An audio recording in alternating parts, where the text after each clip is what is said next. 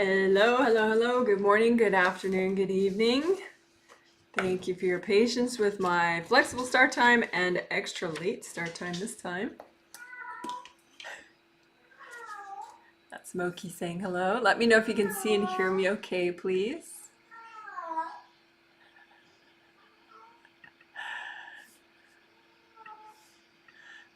This is going to be a group energy healing live stream where I heal 130 people in 10 different countries this time.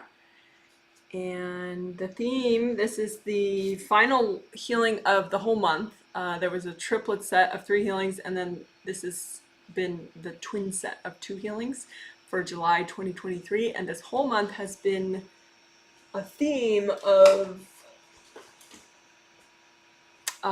letting go, releasing, getting rid of your junk internally. Internal cleaning house. Trying to lessen these lights on me.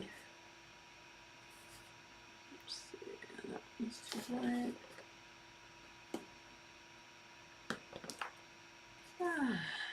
There we go. That's better. A little better. Okay, good. Can see and hear you. I'm getting all my confirmations. Thank you. You guys are amazing. And there's, I wanted to show Abel right there in the camera shot at first. But no, I need to show myself. So good. So this whole month has been letting go, sort of purging, but in a non-terrible way, purging in a healthy way, letting go. And the funny thing is, it's like letting go. Your intention to let go is good and important, but there is a bit more to it than just that. I mean, your intention can take you to a certain point of letting go, but then, we're doing more beyond that with extra techniques to strengthen you, to balance you, and to, get you to let go of stuff that's really in your way, legitimately, seriously, for real in your way. But you're still hanging on to it, which is so wild. But that's how it works. So, the first healing, in this set of 2 was 2 days ago, Sunday, the 15th of January, 2023. And I liked it. Like I liked, it was like a speed round we did our 4 essentials, and then it was a speed round there was 6 techniques, and then we repeated them as a speed round of all 6 techniques within like 7 or 8 minutes. And then we did like 2 other significant techniques after that, and that was the healing. So it was like an hour and 15-minute healing, short and sweet, and really powerful. It was big, so I couldn't do more. I couldn't make it longer because that would have been too much in one healing. But now, today, I have some things I am going to add that are going to make it even better. So that's exciting.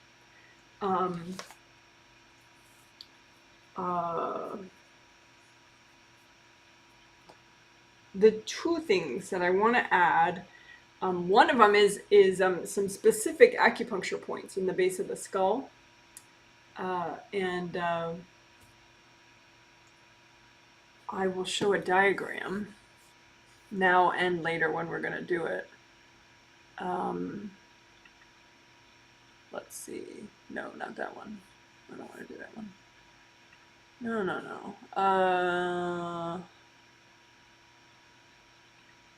There we go. Took me a while. All right, so all that yellow line, that's the urinary bladder meridian, or the bladder meridian in traditional Chinese medicine. And it starts in the inner, it starts like in the inner corner of your eye, and then goes up to the inner eyebrow, and then goes up and then over and then back. So where you see it here in this drawing, it's going back. The flow is going back, and then it there's that part at the base of the skull in the back where it branches off. So at first it's 2 branches, and then it branches off into 4 branches, right? And so at that point where it goes from 2 to 4 branches, at the base of the skull, those 2 points in the yellow line there, at the base of the skull, that is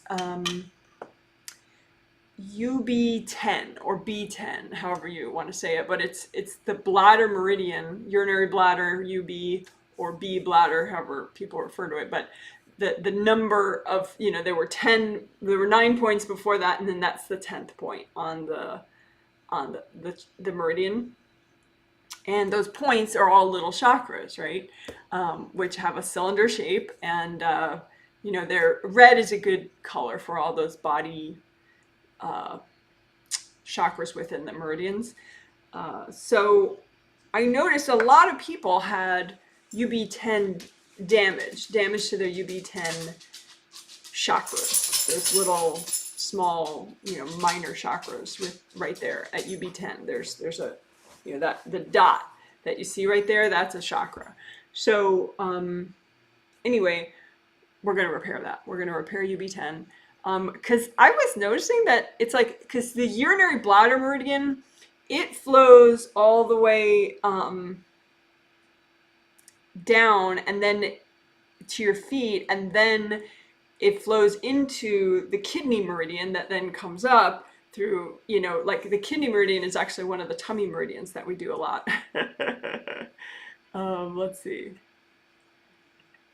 Like the orange line coming up, it starts in the foot and then it goes up like that, those 2 orange lines going straight up. So that's the kidney meridian, and then it continues upward. But I think that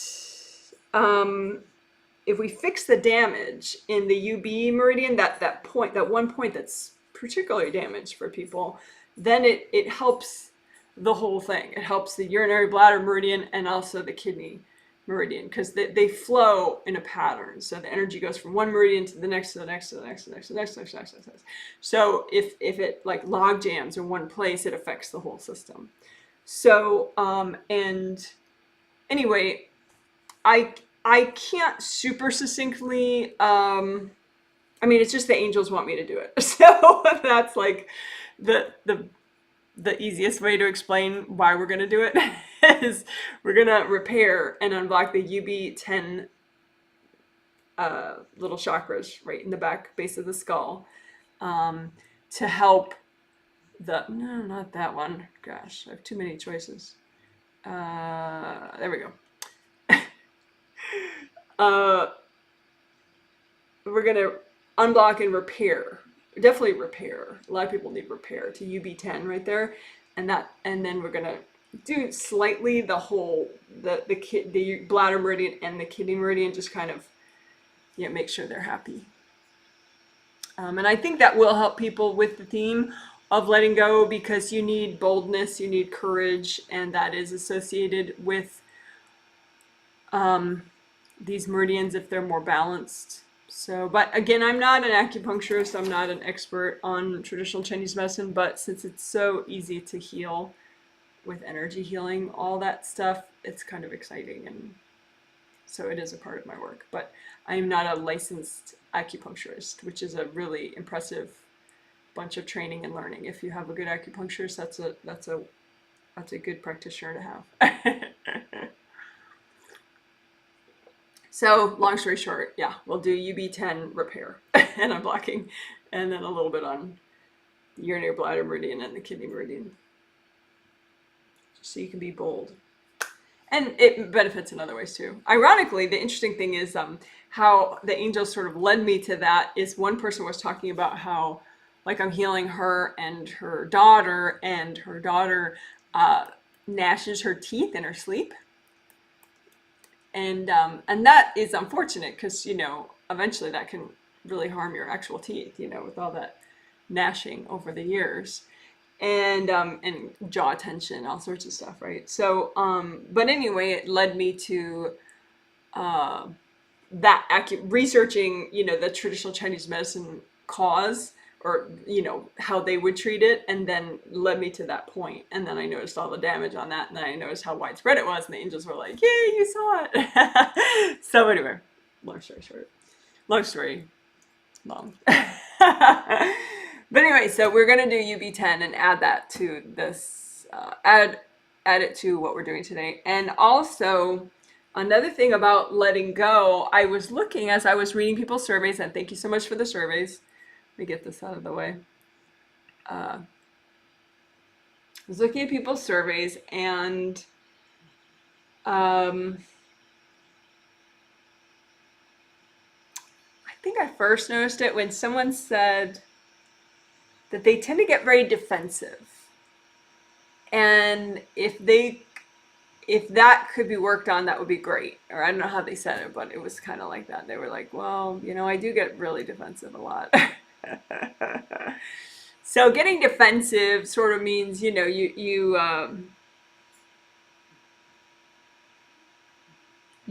feel a greater wound than is really in the actual conversation, like you just get stuff really triggered, and then you get kind of, reactive to that.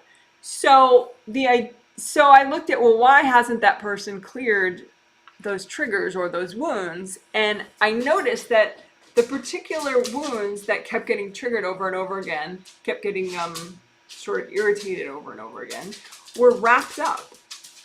And so they were sort of set aside with a level of kind of reverence, these wounds. And so they weren't being healed, they were being saved.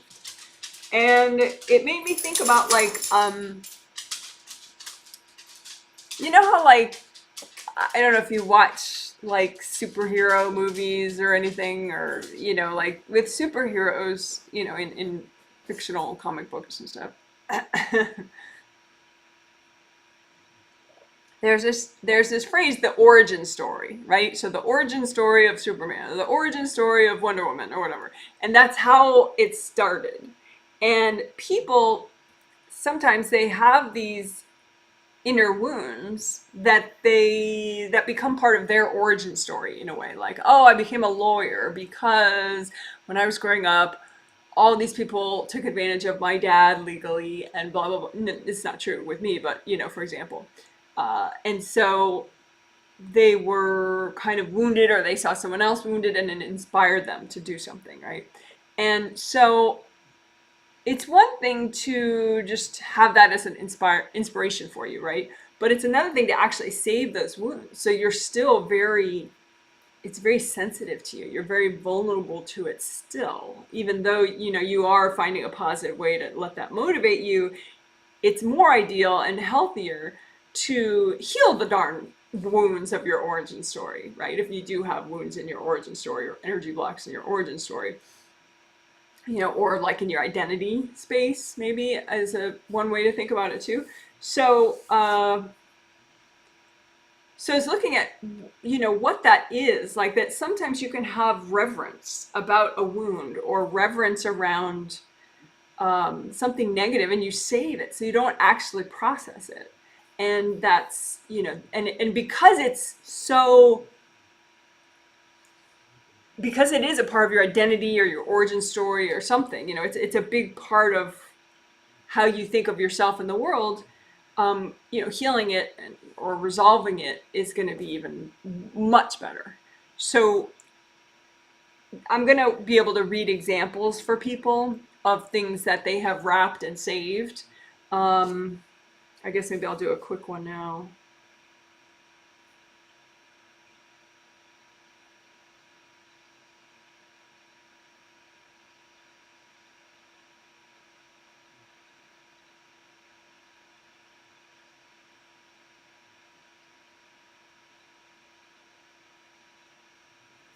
Okay, so this woman's husband, who I heal in these healings, as well as her and her daughter, an example of a wrapped up sort of piece of baggage that he has reverence around, so he's not clearing it, is first you look at the wrapping. So it's like, it looks kind of like these long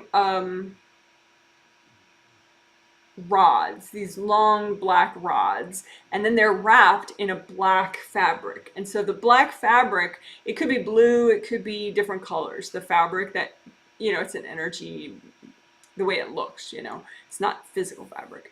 But anyway, so it's wrapped in this black fabric. And so the fabric that it's wrapped in, that can indicate why someone saved it.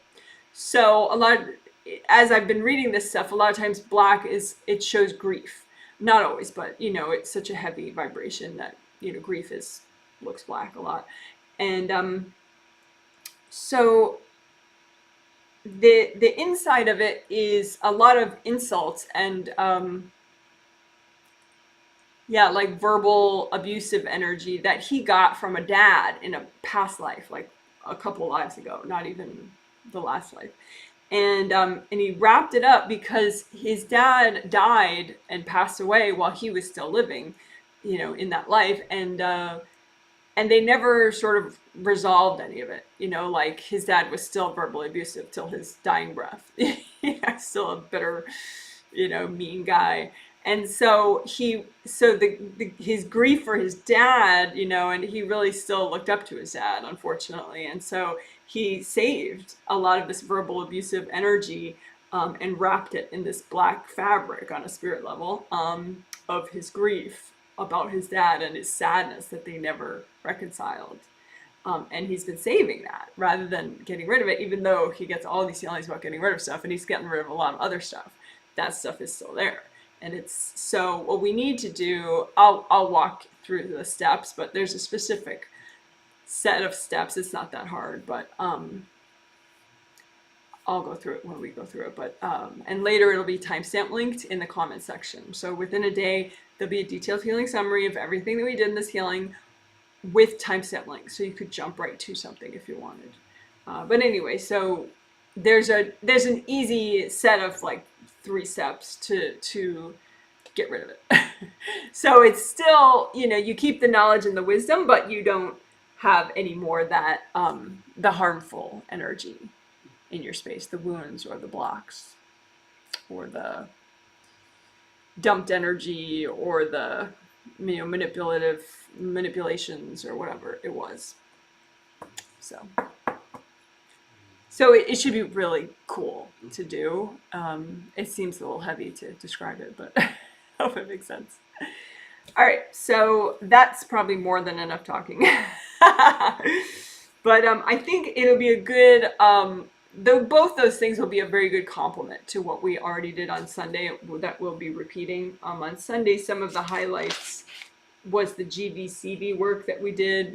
Those are 2 main extraordinary meridians in traditional Chinese medicine that help to balance and manage your yin and your yang meridians. So doing those 2 meridians helps a lot. And avalanche releasing is another biggie that we did 2 days ago in the first of the 2 healings. And we'll be repeating that again. I could clearly see that as making a difference in people's surveys. And the kangaroo pouch, that was also another biggie for people, including me, getting rid of that. It's like you can have an energy device in front here that actually makes it easier for people to dump energy on you and harder for you to clear the energy. So we empty the pouch and then get rid of the pouch, and we do that a few times. But anyway, long story short, we will be doing lots of good stuff. And the sooner I stop talking about it, the sooner we can start doing it. So that's that. So I do have some people watching. Thank you so much. I'm sure my late time made it harder for people. Sorry about that. Made it harder for some people. These people are in all sorts of different parts of the world. But I got a hey from Las Vegas. Hello, hello. Someone else says hello. Yes, yes, yes. Hey, Janet, we can see and hear you in Chicago, 39 degrees Fahrenheit. Nice weather report. Thank you. Here, it feels like it's in the 40s, like mid 40s. It feels nice. I mean, for January, It's rainy, of course. But it hasn't actually rained yesterday or today, so that's nice so far. So I'll take it. Rainy but not raining. That's actually a good day for here in the winter. um, Someone says, good morning from Portland. So happy to be here. Well, hello, hello. Portland, Oregon is south of me, but not that far south of me. In the northwest of the United States. I am in Olympia, Washington. Okay, so now we'll do the little quiet time, like 3 minutes or so of quiet.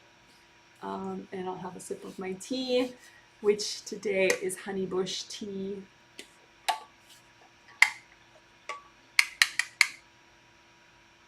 See if I can pour without spilling. There we go. Woohoo! Look at me. All right, cool. Yeah. So thanks for your patience with my quiet time as I finish my prep and say hello telepathically, which is non-verbally, to all the people that I'm about to be healing. And if you're new to these live streams, basically soon after the 3 minutes of quiet, the whole thing is, well, the bulk of the live stream is an energy healing. I'm healing these people and I'm saying out loud what I'm doing. So it's also a walkthrough where you can heal yourself as you watch me.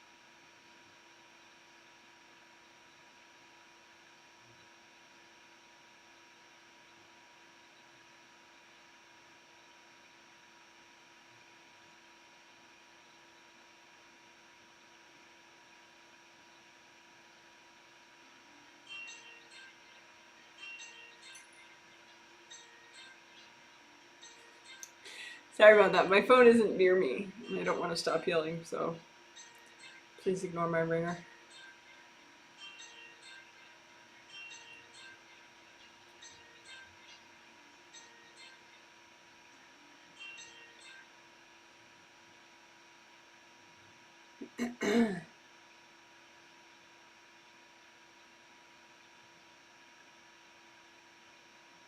All right, thank you for waiting.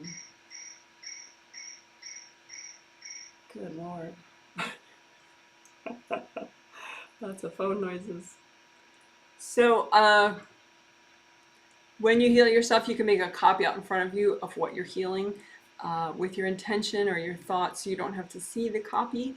You just create it with your intention and then you use it. You comb through it with gold light from your hands. And gold light is good for repairing, unblocking, etc. So the copy would be 17 auras, your 17 auras, one for your physical body, one for your astral body or spirit body, and then there are 15 Wei Qi auras that help with strong boundaries. Wei Qi is a traditional Chinese medicine concept, although the fact that there are 15 Wei Qi auras is just something that the angels explained to me. So it's sort of a derivative from Chinese medicine, but not direct Chinese medicine. Not official traditional Chinese medicine. So you have big energy centers, one in the palm of each hand, and then also one in each fingertip. So they have round openings, and when you set the whole chakra, all these little, just these little ones, just the hand chakra and the fingertip chakras to a metallic gold color. With your intention, you set them to metallic gold, like this glitter. And that means that when they spin and generate energy, that will be the vibration of what they're, the vibration or color of what they're generating. So they'll generate gold light.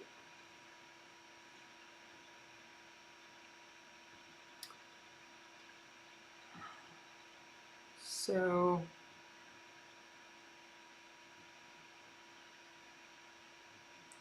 we start all these healings with the 4 essentials, which isn't like, sacred gospel or something. It's just over time, that's what I've noticed. Like if people are significantly messed up or even halfway messed up, the most significant things that they can fix are the 4 essentials, and that gets people, mostly better.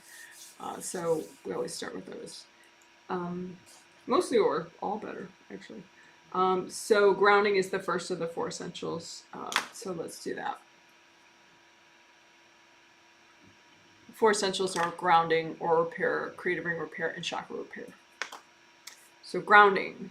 So redo your grounding, make it big and wide, red or orange or yellow. You just create it with your thought or your intention, so you don't have to see yet. And make it red or orange or yellow, and wide all the way down to the core of the earth. So as wide as your whole aura, all the way down, and wide all the way down to the core of the earth. And then you make copies of both your groundings. Technically you have 2. One for your spirit, one for your body. So just comb through that grounding with gold light.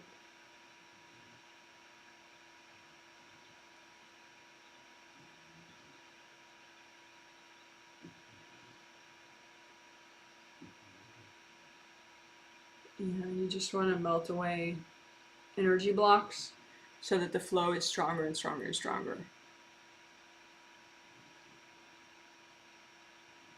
And it's good to check like each quarter of your grounding. So like the front left, front right, back left, back right. Just to see if they're blocked or not, and unblock them. Also the center, like core part, directly down from, say, your hips all the way down.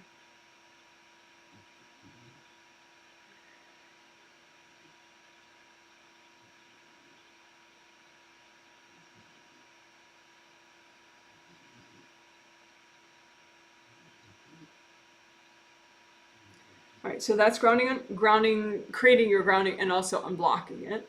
So then indie grounding is sort of an extra that we do.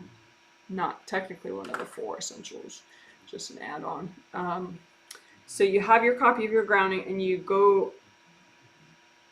You check out the outer surface of it more carefully with gold light, and you just melt away any attachments or anything sticking out of your grounding.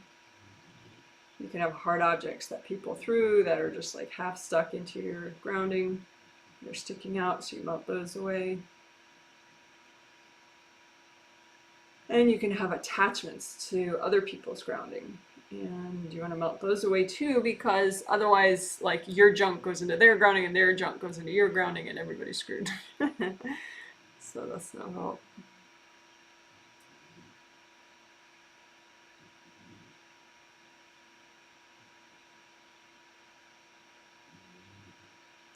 And if you need to explain to people, because they keep attaching to your grounding again, just go ahead and do it, but calmly, with your mind. Just say, hey, go check your own grounding. It'll help you have a better day. Go take a deep breath. Go ask your angels for help with grounding.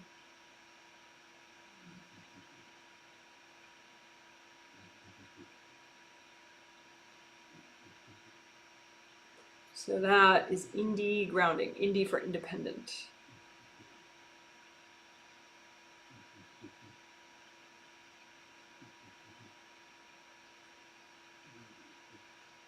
Oh, right. So then the second of the 4 essentials is aura repair. Uh-oh, is today another air quote day? Sometimes when I get stuck doing air quotes, I do them like constantly. So we're going to repair your 17 auras.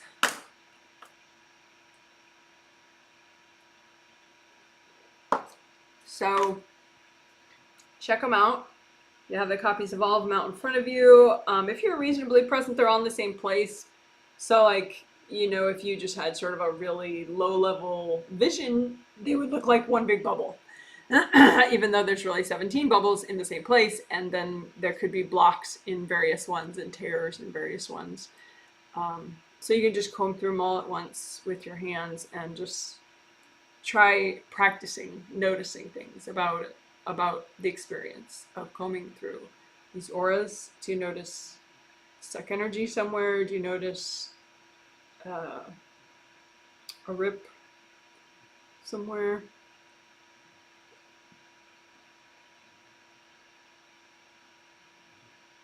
And don't worry if you feel like you're not good at it yet.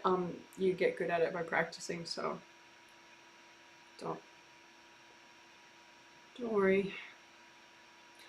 So now you could just repair your aura like that, combing through and just noticing things and spending a little extra gold light to repair it, and it'll grow back. But if you don't have a lot of time and or you feel like your awareness level is not really great, so you wouldn't find each little rip that way, what you can do is use a composite copy technique. So you imagine one rip, you create a rip, a composite copy rip that represents all of the rips that you need to repair that would be healthy and gentle to repair right now. So you have your composite copy rip, you want to clean it out really well, and let's say you don't have great vision, so you're not sure if it's already clean or not.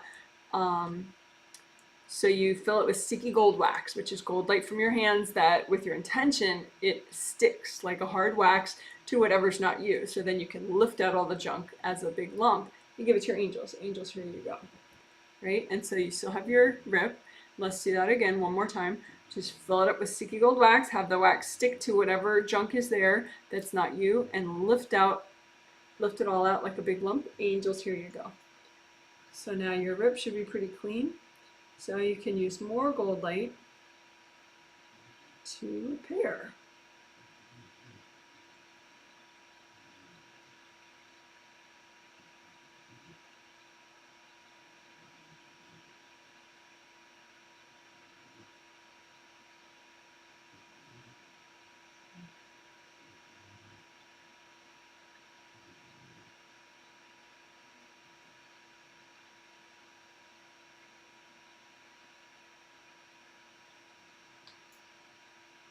All right, and so then you might have a couple rips that are still ripped, like maybe that rip repaired like 95% of your rips, but you still have a few.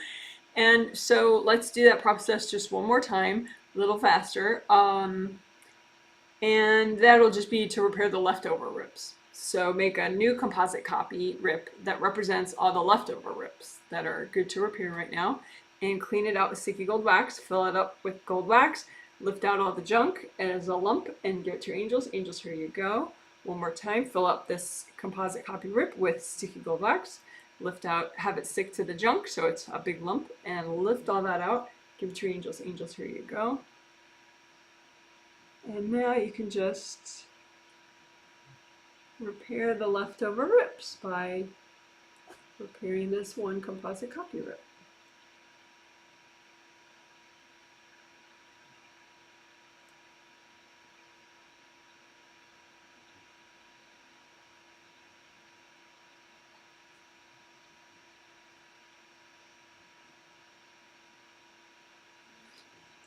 All right, good job. So then you could have leftover hard bumpiness, which would be called, I call it aura scarring if it's right at the edge, or you can have hard bumpiness, like say in your two auras that have layers to them.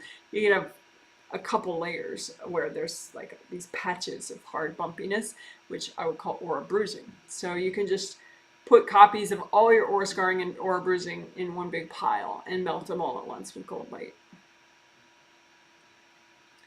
Because hardness is actually a weakness in energy world, in the reality of, you know, like chakras and auras and stuff. You want flow, you don't want hardness. So you have this pile of aura scarring and bruising, and just melt it with gold light. Now when you melt that one, just see if you can make a new pile of any remaining aura scarring and bruising that you have, and melt that one. And just keep making more piles of your leftover aura scarring and bruising until there's no more left.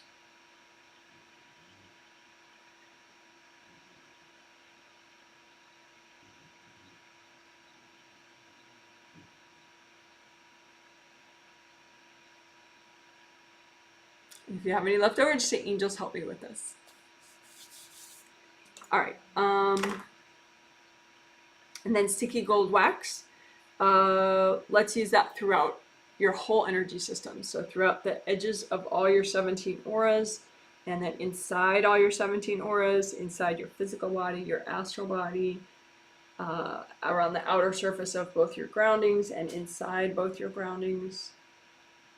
And have the sticky gold wax stick to anything that's not you that you're ready to get rid of, including hard objects that people have thrown at you, invasive beings, invasive people's energy, yeah, energy blocks you're ready to get rid of. So you have all that stick to the sticky gold wax, and then move the wax and the junk out all at once. You give it to your angels. Angels, here you go. And again, we're doing sticky gold wax for your everything. So just imagine all your 17 auras, your physical body, your astral body, and both groundings, and just sticky gold wax the whole thing. Especially having it stick to hard objects that are good to get rid of, that people have thrown at you. Just have them stick to the wax, and move them out with the wax, and give them to your angels. Angels, here you go. And just take a few deep breaths so you can adjust, breathe into all your major joints.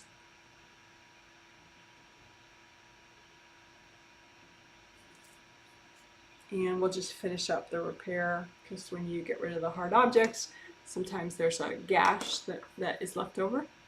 So lots of gold light so you don't have any leaks. Finish up that repair in the edges of all your 17 auras.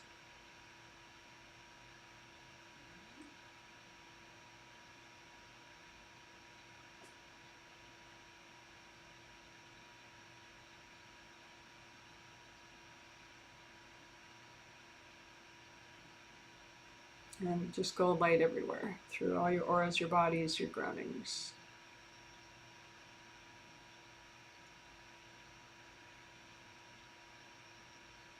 And then redo your gold buffer zones. And I'll put a reference video down below in the comment section about that. Gold buffer zones are buffers that are gold light that you create for your 2 regular auras. And they just help to slow the rate of aura damage when someone's throwing energy. It has to go through the buffers first. And so they're flowy as well, though, and gold. All right.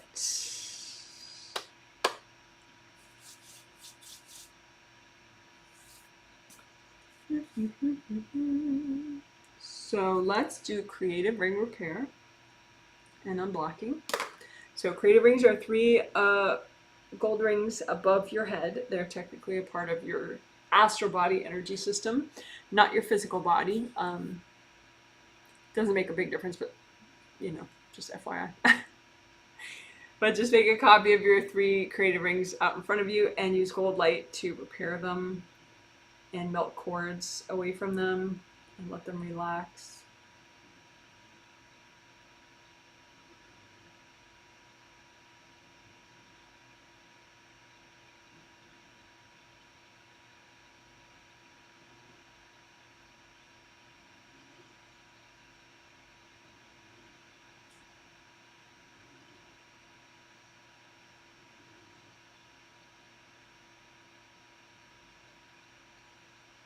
You can have scratches. They can be literally broken, like have shattered parts or just cracks. So that's repair, is to just use so much gold light that those grow back and there's no more cracks, no more missing pieces. But then also you can have scratches, so you want to use gold light all over, including the undersides, so that the scratches disappear.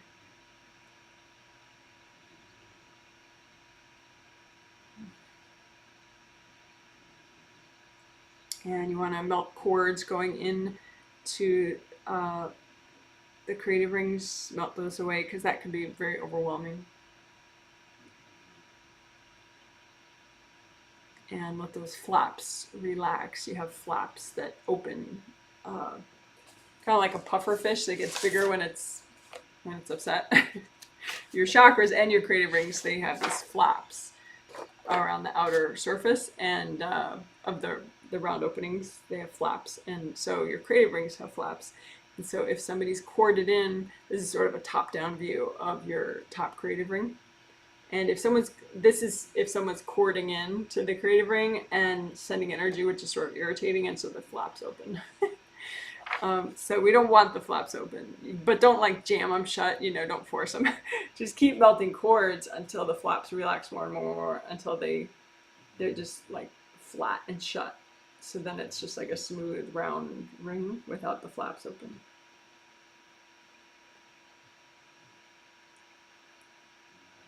Which has a very calming feeling to it. It helps you focus. Makes it harder for people to cord you.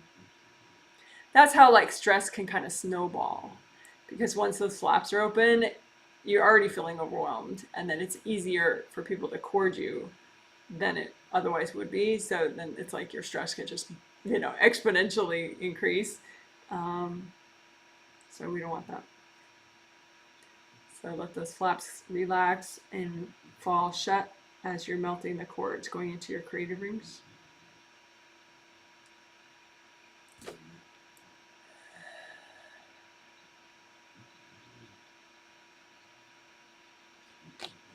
All right, good job. So that's creative ring repair and melting cords. So unblocking, that's part of what we just did, really, to get the flaps to relax. But you can unblock on a larger scale, including all your major chakras as well. Because the creative rings, they really do affect all the chakras, the major chakras, quite a bit. And so we could unblock them all at once. Sometimes you might have some energy block that is in your 7th and your creative rings, or like an invasive being that's in a couple chakras at once and the creative rings. So if we unblock them all at once, that could be very nice and efficient. So just imagine a copy of your 3 creative rings, and then your 7th chakra, 6, 5, 4, 3, 2, 1. So it's 2 sets of 7 chakras. One fits inside the other if you are fully present. So 7, 6, 5, 4, 3, 2, 1, all those open cylinders representing your major chakras, and then your 3 creative rings. And just use sticky gold wax through the whole thing. Sticky gold wax the whole thing.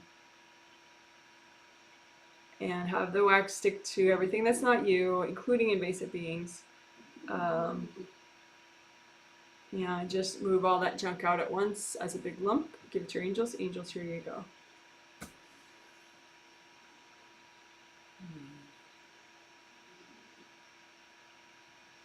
Deep breath. Again, sticky gold wax the whole thing. Your creative rings and all your major chakras. And your Kundalini chakra, that's a body chakra that's below the first chakra. That's important. So we could sticky gold wax that too. And again, just move out all the junk all at once with a big lump. Angels, here you go. As a big lump. All right, so that's good enough for now. So that is creative ring unblocking. We already did repair, and we unblocked all the major chakras at once, including the creative rings with sticky gold wax. So now the final of the 4 essentials, I was almost about to use air quotes,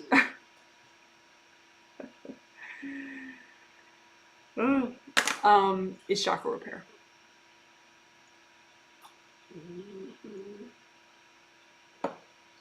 So basic shape of a chakra is a round open cylinder, or an open cylinder. So the cylinder part and round opening and round opening. Okay, and so obviously like a chakra like your hand chakra, it's not as long as this one, right? Because here's a round opening and then on the other side is a round opening. So it's a lot flatter, but it's still the same idea of being an open cylinder. And then the ones in, like, say, your arm channel, you know, they're smaller because they have to fit in your arm channel. The ones that fit into, like, one of your acupuncture meridians are even smaller. But they're important, like they're little motors and generators. So they generate energy and they also keep the energy flowing when they're properly working. So it's good to repair them and unblock them, which is what we're going to do. So we're going to use composite copy technique and repair all your chakras all at the same time, because why not? So just imagine an open cylinder, and that represents, have it with your intention, have it represent all your major and minor chakras in your body and spirit. And major chakras, by that I mean your 7 major astral body chakras along your spine and your 7 major physical body chakras along your physical spine. By minor chakras, there's so many. Most of them are all these cool acupuncture points everywhere in your body, but there are also ones like in your arm channel and your leg channels. Just keep the flow going.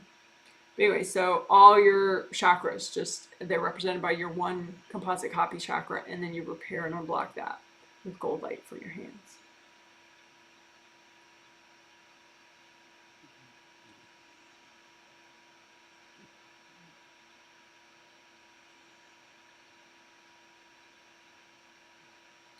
You can get hard objects stuck into these chakras because someone will throw them at you. So just sticky gold wax the whole thing, have it stick to the hard objects stuck in your chakras, and lift out the wax and the hard objects and give it to your angels. Angels, here you go. One more time, sticky gold wax the chakras and have it stick to the hard objects stuck in your chakras and lift out the hard objects. Angels, here you go.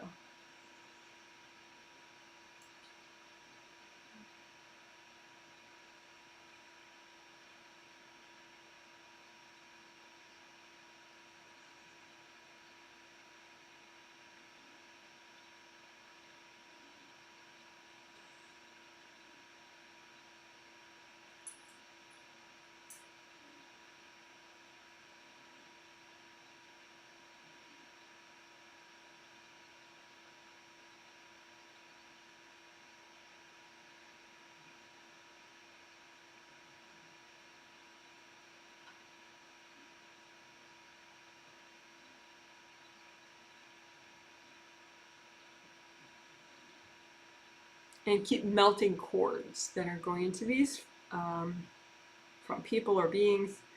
Just keep melting those cords. The only one to keep would be is if you are the parent of a young child, 13 years or younger, just keep the first chakra cord to that child. But melt all the other cords.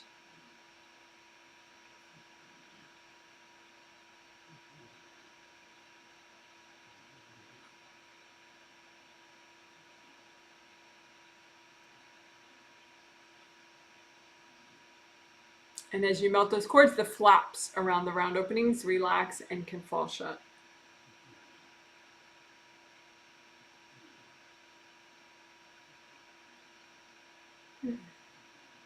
And melt the energy blocks around the round openings of the chakras. So energy blocks here, or energy blocks here, or wrapped around the cylinder part, or stuffed in the chakra. Just melt all those.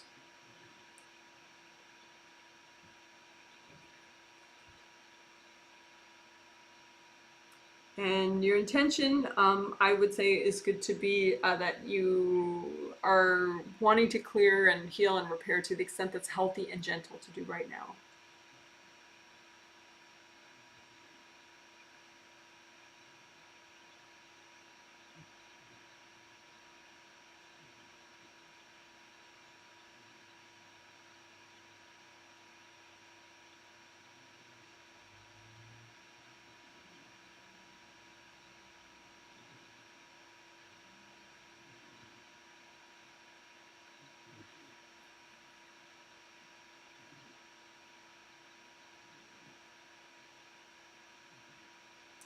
So that is chakra repair and unblocking. Let's do it for the theme as well. So you may have energy blocks in here that are preventing you from letting go, or energy blocks that you're wanting to let go of. So just lift out all the stuff that you want to let go of, or anything preventing you from letting go from your chakras. Just lift all that out. Give it to your angels. Angels, here you go.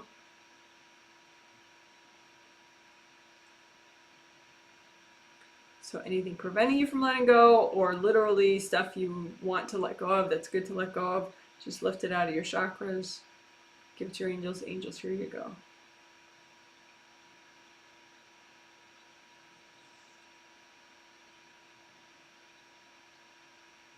Okay, good. So that was chakra repair and unblocking in general and for the theme. We're not going to do energy channel repair and unblocking. We did it 2 days ago, but it's done the same way. You would make a composite copy representing all your energy channels of your body and spirit and repair and unblock that. Okay, so that's your 4 essentials: grounding, or repair, creative ring repair, and chakra repair.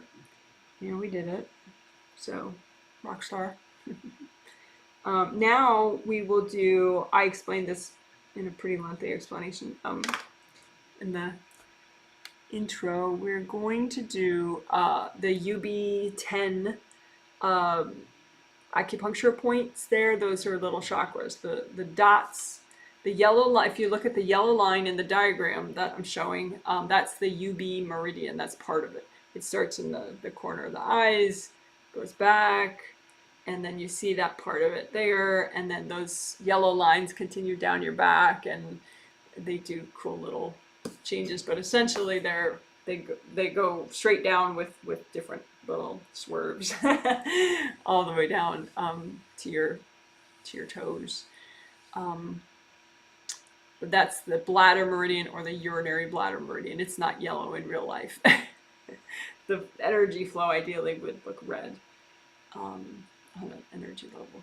But anyway, as it's just 2 branches going in the back of your head, and then there's a point at the base of the skull there. There's 2 points, one on either side, and then it branches off into 4 branches, right? So that point in the base of the skull, where the yellow line branches off from 2 branches to 4 branches, that's your UB10 meridian, acupuncture point, or B10, depending on if you refer to that meridian as bladder meridian or urinary bladder meridian. I'll probably say UB10. And so those are chakras, right? So it's a round open cylinder. Ideally, it's a red color, not gold and white. But, so that the chakras like this, right? And the energy is going here, and then it branches off into, 2 branches, right? So we don't want this energy center to be crushed. A lot of times when I'm looking at sample people, it's pretty trashed. So it's like if you were to just take a giant rock and just shatter this. That's what it looks like for a lot of people. Some people don't have damage, but it's like 2 in 100 people have no damage to that chakra, probably because they've already repaired it at some other time.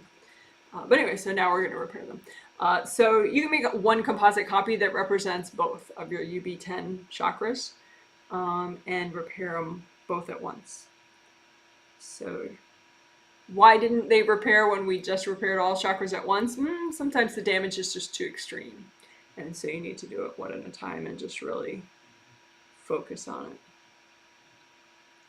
So we are repairing your UB10 chakras, these little acupuncture point chakras.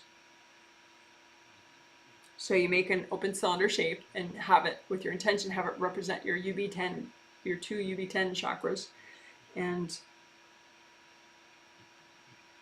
go ahead and use so much gold light. And definitely get rid of the hard objects, because a lot of times someone will throw a hard object in them to kind of split them or shatter them. So if you have hard objects, just kind of gather them up and give them to your angels. Angels, here you go. So any hard objects stuck in your UB10 chakras, give them to your angels. Angels, here you go.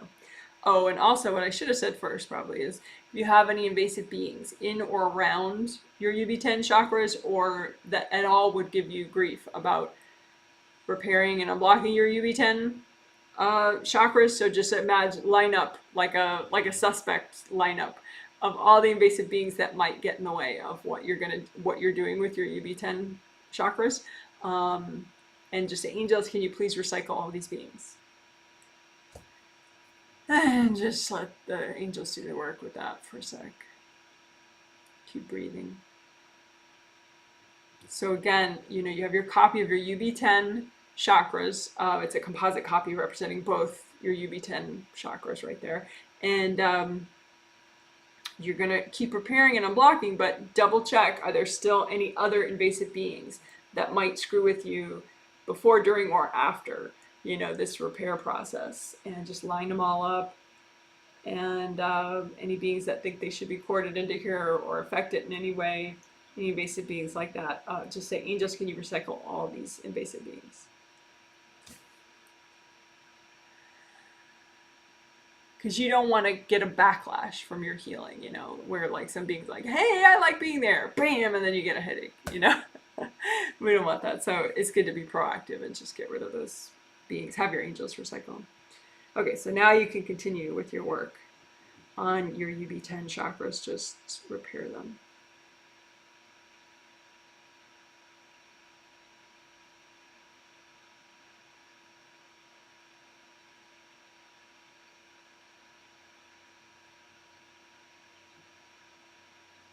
And again, any hard objects stuck in them, just lift them out. Angels, here you go.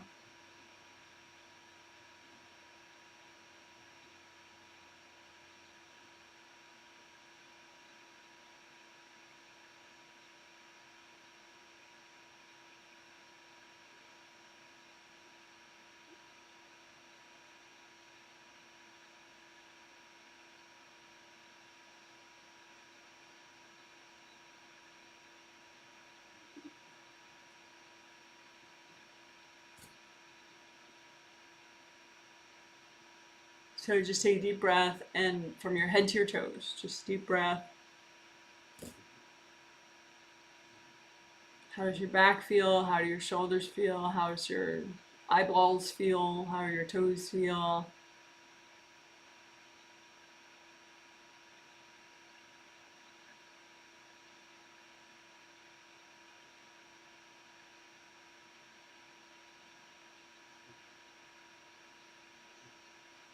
And then let's just do a little bit extra for all your urinary bladder meridian chakras and your kidney meridian chakras. I explained in the intro how these 12 regular meridians, they're like rivers. One flows into the next, flows into the next, flows into the next. So the yellow urinary bladder meridian it goes down to your toes, and then it becomes the kidney meridian that has two branches that start in the bottom of each foot and comes up. So we could just imagine all your urinary bladder meridian chakras and all your kidney meridian chakras as one composite copy. And just give them a little extra healing and unblocking and repairing with gold light. Melt away cords going into them.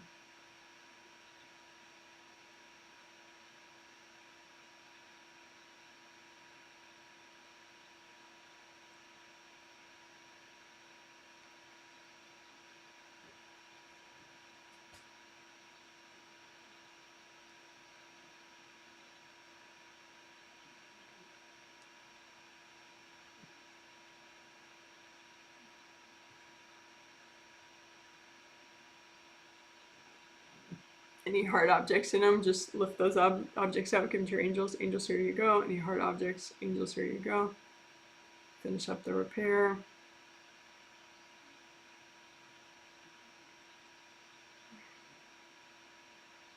And again, your intention is you're only doing what's healthy and gentle to do right now.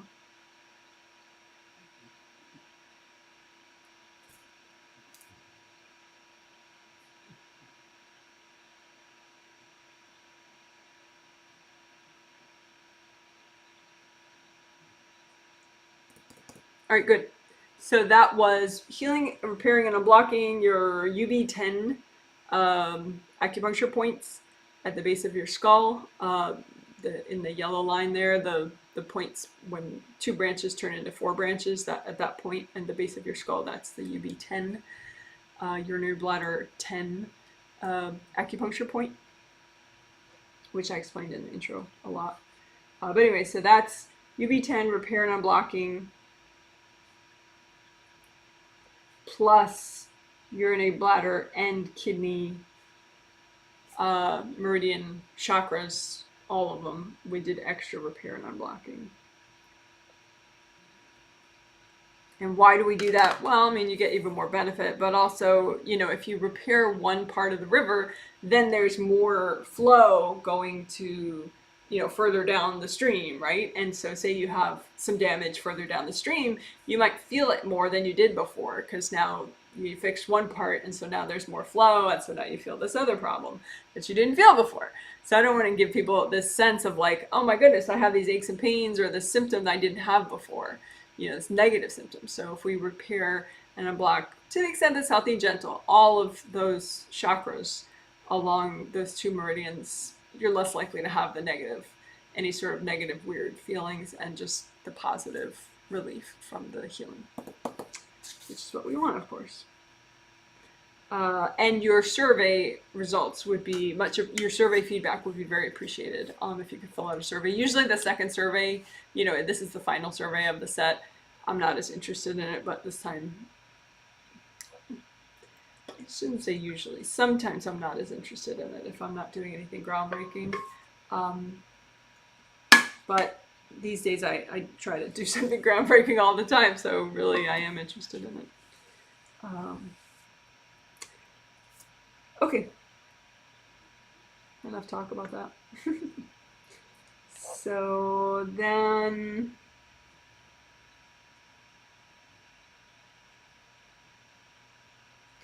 now we will do some of what we did 2 days ago. We'll repeat it. We'll repeat all 6 of what we did 2 days ago. So pushing a rock up a hill, avalanche releasing, healing inner wounds, kangaroo pouch, clearing debs, GBCB. That's the 6. Which will be explained below in detail, in great detail, below in the comment section. So we're going to do all 6 right now.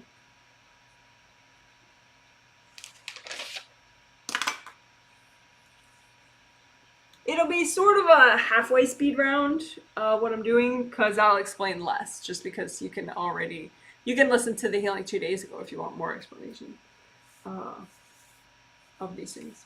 Okay, so pushing a rock up a hill, what is that? That's, it represents how you're making things more difficult for you than it has to be. So you imagine, okay, well, I want to see the situations where, and you can imagine a couple at once if you want, you know, a couple hills, a couple rocks that you're pushing up. So it's like mini you going up these different hills, and just melt the rocks. That might be too confusing. Let's just do one at a time. But that's the biggest way that's still healthy and gentle to do right now, in which you are making your life harder than it needs to be, or someone's energy in your space is making your life harder than it needs to be, right? It's an unnecessary hardship, let's say. So you imagine you're going up this incline when you should just be going, you know, straight on a nice flat way, but no, you're going up it like a hill or a mountain even, and you're pushing a rock up with you, right? So go ahead and imagine that representing your unnecessarily hard things that you're going through, and just melt the rock with gold light from your hands.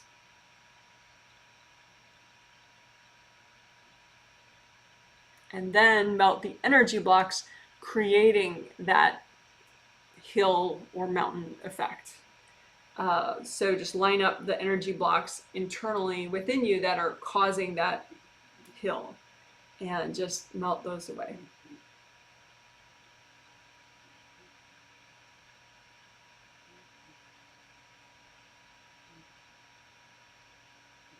So then if there's any left over, like if you probably you should just see now whoosh, you're going forward faster, and it's nice and straight and level and easy, and you're not pushing something.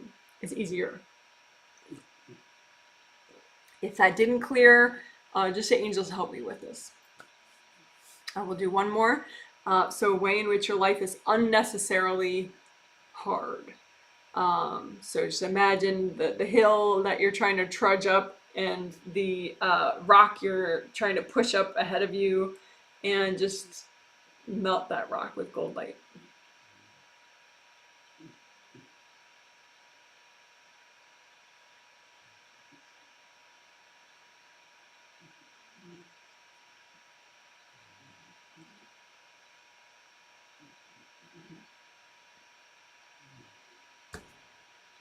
And then put out in front of you whatever energy blocks are causing it to be an incline rather than an easier straight path, and just melt those energy blocks.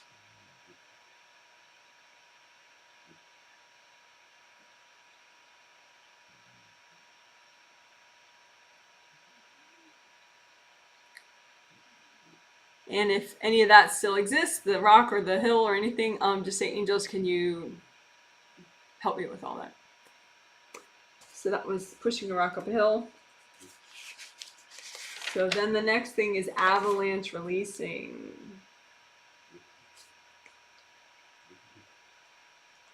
So avalanche releasing is making unblocking, is sort of extreme unblocking done the most efficient way possible.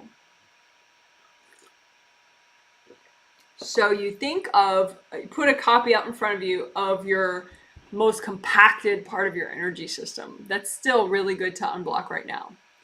Okay, so the most compacted part of your energy system, you don't have to see if it's in your armpit or behind your butt or above your head or in your grounding. It doesn't matter. Just imagine just the big bunch of rock that is that energy block. It's a string of energy blocks, right, all together. It's just a huge blocked area that you have somewhere consciously or subconsciously. And you can say, angels, if there are any beings in the way of me clearing all this, please recycle those beings. Just so there's no funny business from little beings trying to mess with you. And then just line up any key energy blocks within that you can clear that will start the whole avalanche, and then it'll just release. It might take several minutes or even an hour to fully release because there's so much, but you started it going, so the avalanche just continues on its own after that, right? So just imagine those key energy blocks that would start the avalanche of releasing, and then just melt those key energy blocks with gold light from your hands. And just imagine some more key energy blocks from that big logjam mess that will continue to help the avalanche. And just keep doing that until you just get this sense that it's just, you know, it's the avalanche has begun. That way you can just, you know, chill out and do whatever, because you don't have to pay attention. It's just going to keep releasing.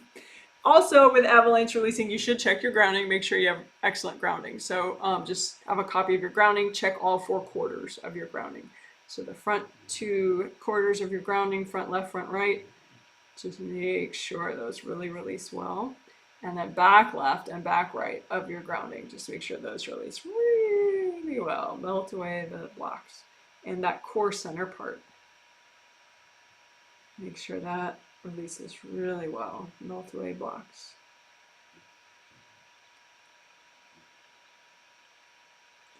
Okay, so that's avalanche releasing. Let's do one more. Really locked up part of your energy system. That's kind of massive, but still healthy, gentle to unblock right now. And just imagine that whole giant log jam of blocked energy, a copy of it out in front of you. And just say, angels, if there are any beings in the way, any invasive beings in the way of me doing this easily, can you recycle those invasive beings?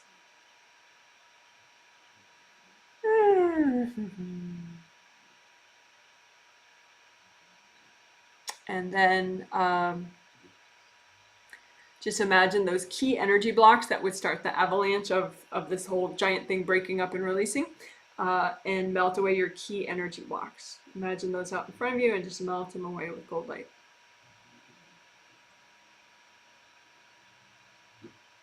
And imagine some more. So that should start that whole giant thing releasing like a big avalanche. And so it might take, there's so much that it might take, you know, a couple minutes or an hour or something to fully release, but it'll keep going on its own without you having to think about it. Because you started the avalanche of releasing. All right, so that's avalanche releasing. Good job. So then heal inner wounds.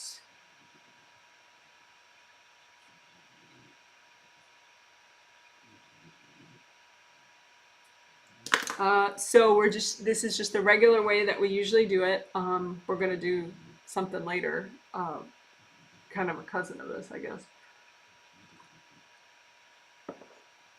With the wrapped whatever, I'll get to it later. But healing inner wounds, so you just think of wounds that you have on a spirit level that still exist, but they're really good for you to heal. It's like it wouldn't be too much and it would just make your life easier and better. Why not do it? Right?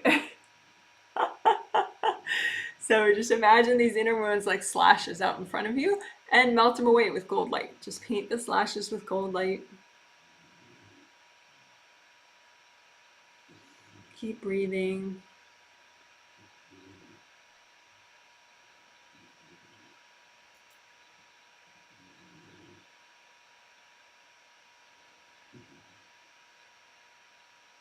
And this definitely it all directly relates to our theme. But with inner wounds, a lot of times, you know, it just makes you feel too vulnerable. And so maybe then you're tired or you're unproductive or unfocused or defensive or whatever. It can relate to a lot of different behaviors that people don't like about themselves. So let's fix that stuff. So go ahead, put more inner wounds out in front of you as slashes, represent them as slashes, and just paint them with gold light so they can heal. And so then the slash just melts away and dissolves.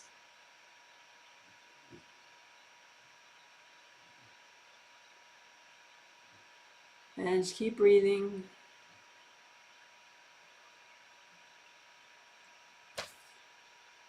If you have any leftovers, say, angels, help me heal these.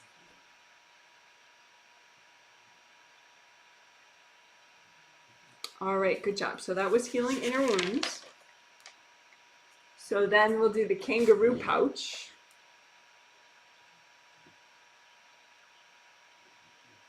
And again, we did all this stuff 2 days ago in that healing, and so we're just doing a quicker version of it now. So kangaroo pouch, a lot of times when people dump energy in your space, a very common place, sometimes they'll dump it in the back if people are not monitoring the back of their aura as much, which is typical. They might dump it in the back too, but a lot of times they'll dump it right in front here, because it's like it tends to be a vulnerable place, because your lower chakras, people might be less present in their lower chakras. And this is like the front where the energy would flow into your lower chakras. And so if they can block that up, that like really is very, makes a big effect on your energy system, right? So a lot of times that's where they'll dump it, right in front of your belly. So that's no good, right? So just imagine if you have like a kangaroo pouch, and what that is it's a sort of a little energy device around. It's not really hard though. It tends to be like a pouch, you know, kind of movable, flexible. But it's a pouch, and you may have gotten it a long time ago with somebody who really wanted to be able to dump a whole bunch right in that area. They'll like, you know, attach some kind of pouch to you and then throw a whole bunch in there.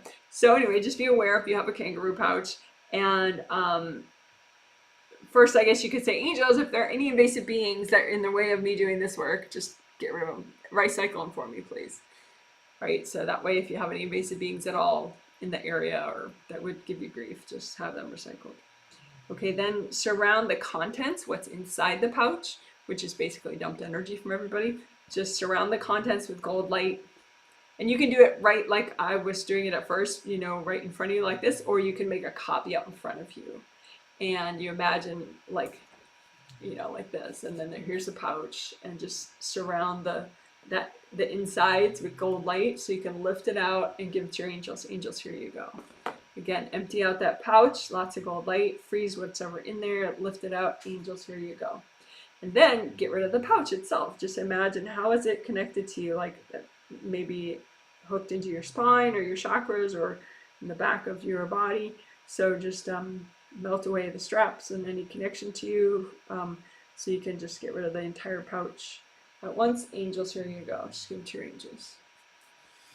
And that's usually a pretty big shift. So you can just, you know, maybe put your hands around your belly if you want, and your hands are on your hips, hands on your legs, just to, you know, send gold light for your hands into those areas, and just breathe a little bit into all your major joints. So we'll do one more of those kangaroo pouch removals. So again, be aware of a kangaroo pouch that you may have in this area. If you really have gotten rid of all your kangaroo pouches, then you may still have some dumped energy anyway without a pouch making it easier. So just get rid of the dumped energy. But if you have a pouch, if you think you may have a pouch, just imagine it and remove the pouch as well. But anyway, so imagine your pouch, your kangaroo pouch, and angels, if there are any beings in the way of this, can you recycle them? And then just surround the contents of the pouch with gold light, freeze it up in like a little gold package, and give it to your angels. Angels, here you go. So you just empty the pouch, make sure, get rid of the contents, give it to your angels, and then loosen that pouch, get rid of the straps or whatever, however it's hooked into you, and give that pouch to your angels. Angels, here you go. And you can do a little bit of like whole body healing, all your muscles, all your bones there, to just because getting rid of all that dumped energy in the pouch itself is just, it's a big shift. So you want to just rebalance everything head to toe.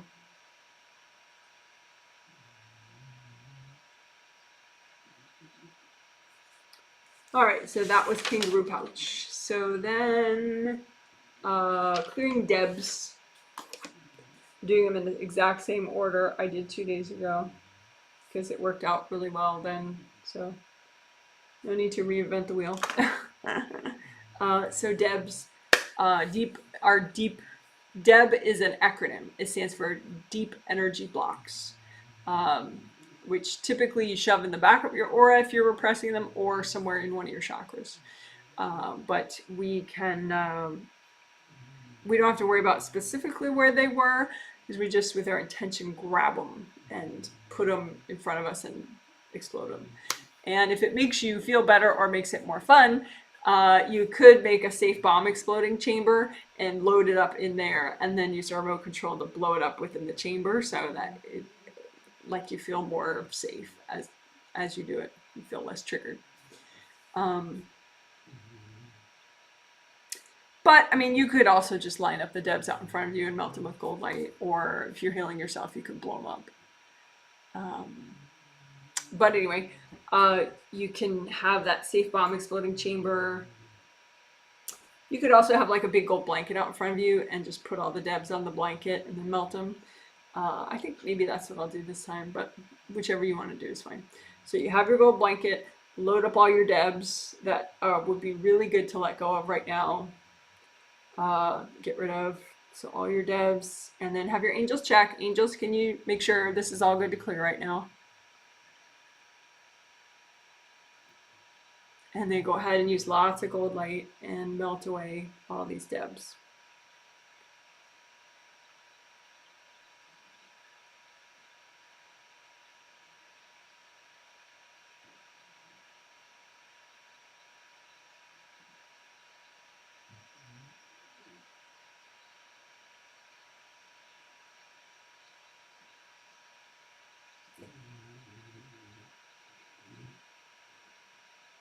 So let's do that again. Big gold blanket out in front of you, or safe bomb exploding chamber if that's more fun for you. And just load up all your debs, just pile them up on the blanket. All the debs were pressed away, but they're still gentle enough to all clear right now. And you want to make your life better and easier, right? So get rid of this junk, and you can have your angels check. Angels, this is too much to clear right now all at once. And whatever's left is good to clear all at once, right? So then just use lots of gold light and melt the pile with gold light.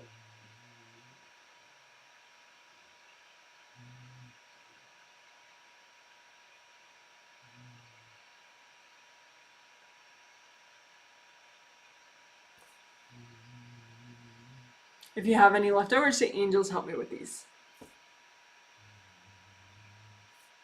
All right, so that was clearing debs.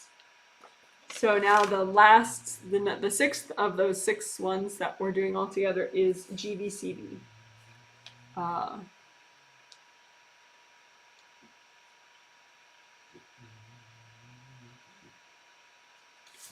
So GV and CV meridians are real meridians, energy pathways, in traditional Chinese medicine.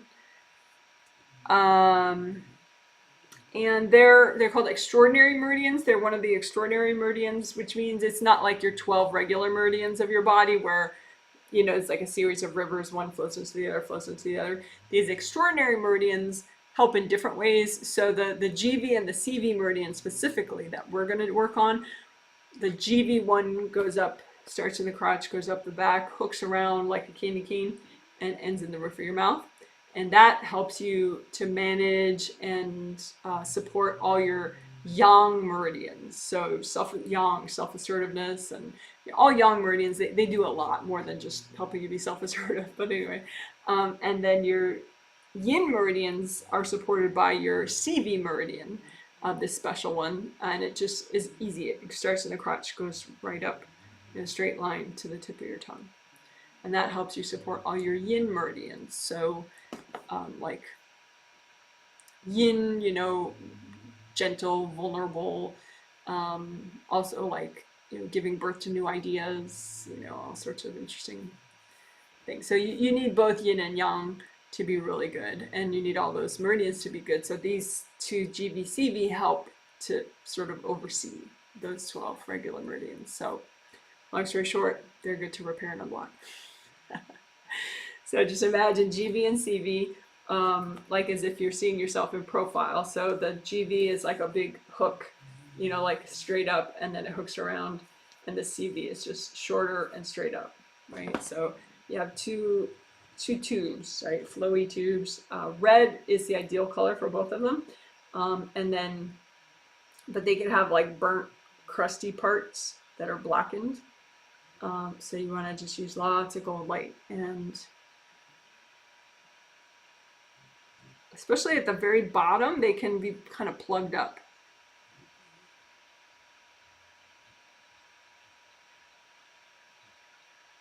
So you want to just repair all those little motors, all the chakras within. And like, let's see if I have a, like, okay, the center line there, that's the CV meridian going up. You know, it's hard to see right there in the diagram because they made the guy so hairy that you can't see the meridian with all the hair. But anyway, so in between the orange lines there is the CV meridian going straight up. And so the dots on the CV meridian, those are the little chakras that we're repairing and unblocking. But anyway, so you got your CV and your GV. And just use lots of gold light.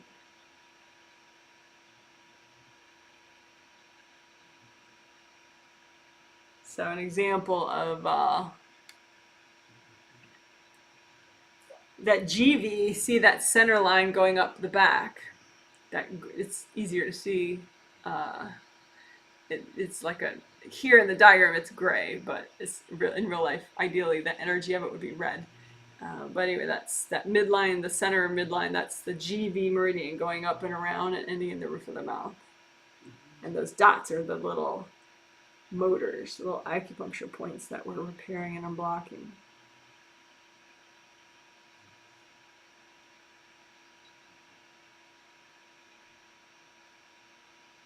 And you can also just move out the energy blocks that are healthy and gentle to remove. Just move them out to the side and melt them away with gold light.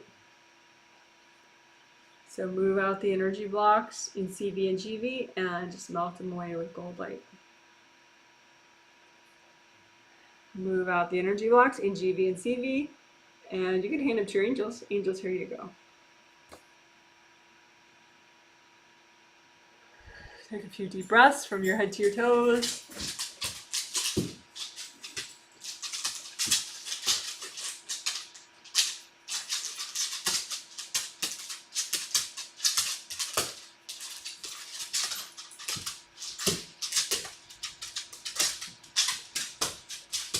Abel, it's okay, buddy.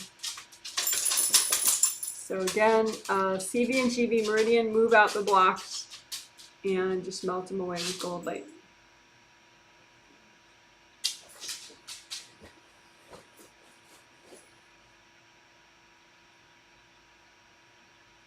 GV20 is like if that line goes up, there's one right at the top, kind of where the seventh chakra, the top of the seventh chakra is.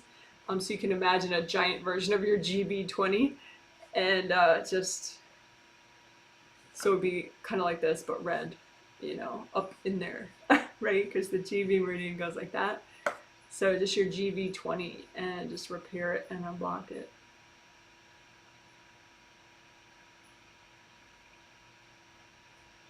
If you have any hard objects stuck in your GV20, just remove those hard objects, give them to your angels. Remove hard objects, give them to your angels. So again, this is just your GV20 acupuncture point, or minor chakra, whatever you want to call it.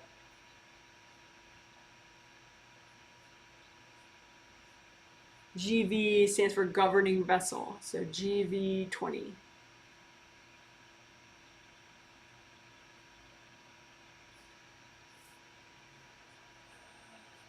All right, cool. So that was CV and GV work plus GB20, just for a moment. A little extra repair and unblocking of that one. All right, coolness. So that is the 6 ones that we did 2 days ago, the 6 techniques that we did all in a row.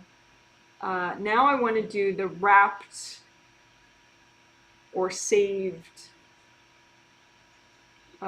wounds or blocks, or I'm just going to call it wrapped or saved stuff, because it can be a whole bunch of things that you wrap and put away that are not healthy. You know, unhealthy wrapped stuff, maybe that's how to say it. Unhealthy wrapped stuff. And the key is that you wrapped it and put it away rather than processing it. And rather than just plain old repressing it, you wrapped it in some sort of reverence. And that reverence can kind of hold it in place for much longer. So even though you're doing all this releasing and you're really, really wanting to just let go and move forward, that reverence just, packs it away in this special area. And you might not, if you don't hunt for that kind of thing, it could last a long, long time. So it's easy to do. So you just imagine some unhealthy wound or piece of baggage or manipulation even from somebody, but you had reverence around it, so you wrapped it up in like this energy fabric and you just put it away, put it to the side. So just imagine some kind of package like that you wrapped up in this, beautiful energy fabric typically. And first, step one is to get rid of any invasive beings that would be in the way of you working this. So just imagine your little wrapped up unhealthy stuff, and just imagine, like a suspect lineup, any invasive beings that would be messing with you as you're trying to do this. Just say, angels, can you recycle any invasive beings, these and any other invasive beings that would be, messing with me before, during, or after I'm working on this. Wow. Okay, good. So then you can notice, like, even with your vision or with your intuition, or just make it up. I was about to use air quotes. Notice what color the wrapping is, what color that energy fabric is that you wrapped it in, because that can help your intuition to show you, like, what kind of reverence did you have? Like, why did you pack it away like this and save it in this special sort of energy? So as you unwrap it, you can be aware of the color of what it's wrapped in. And, sometimes black is like the grief. So it is something having to do with somebody passing away. Or sometimes, maybe blue, maybe sometimes you're associated, there's no like solid rules always, but maybe blue you're associating with like allegiance to a certain ruler that you served, a governmental figure or religious figure that you served at that time, or an authority figure of some sort that you revered. But anyway, and then you unwrap the object or whatever it is, right? And now you can just run gold light through whatever it is, because it's whatever it is, it's unhealthy that you were keeping it, right? And so you just run lots of gold light through it. You can say, angels, help me do this. And you can just, use your intuition as you melt it away. What is it? It might look like just some burnt energy, like pieces of coal, just burnt coal. It might look like hard black rods. It's just all sorts of different things, but just let it melt away, because it's a wound or a manipulation or some piece of like verbal abusive energy that you were given, something negative, and so just let it fully melt away.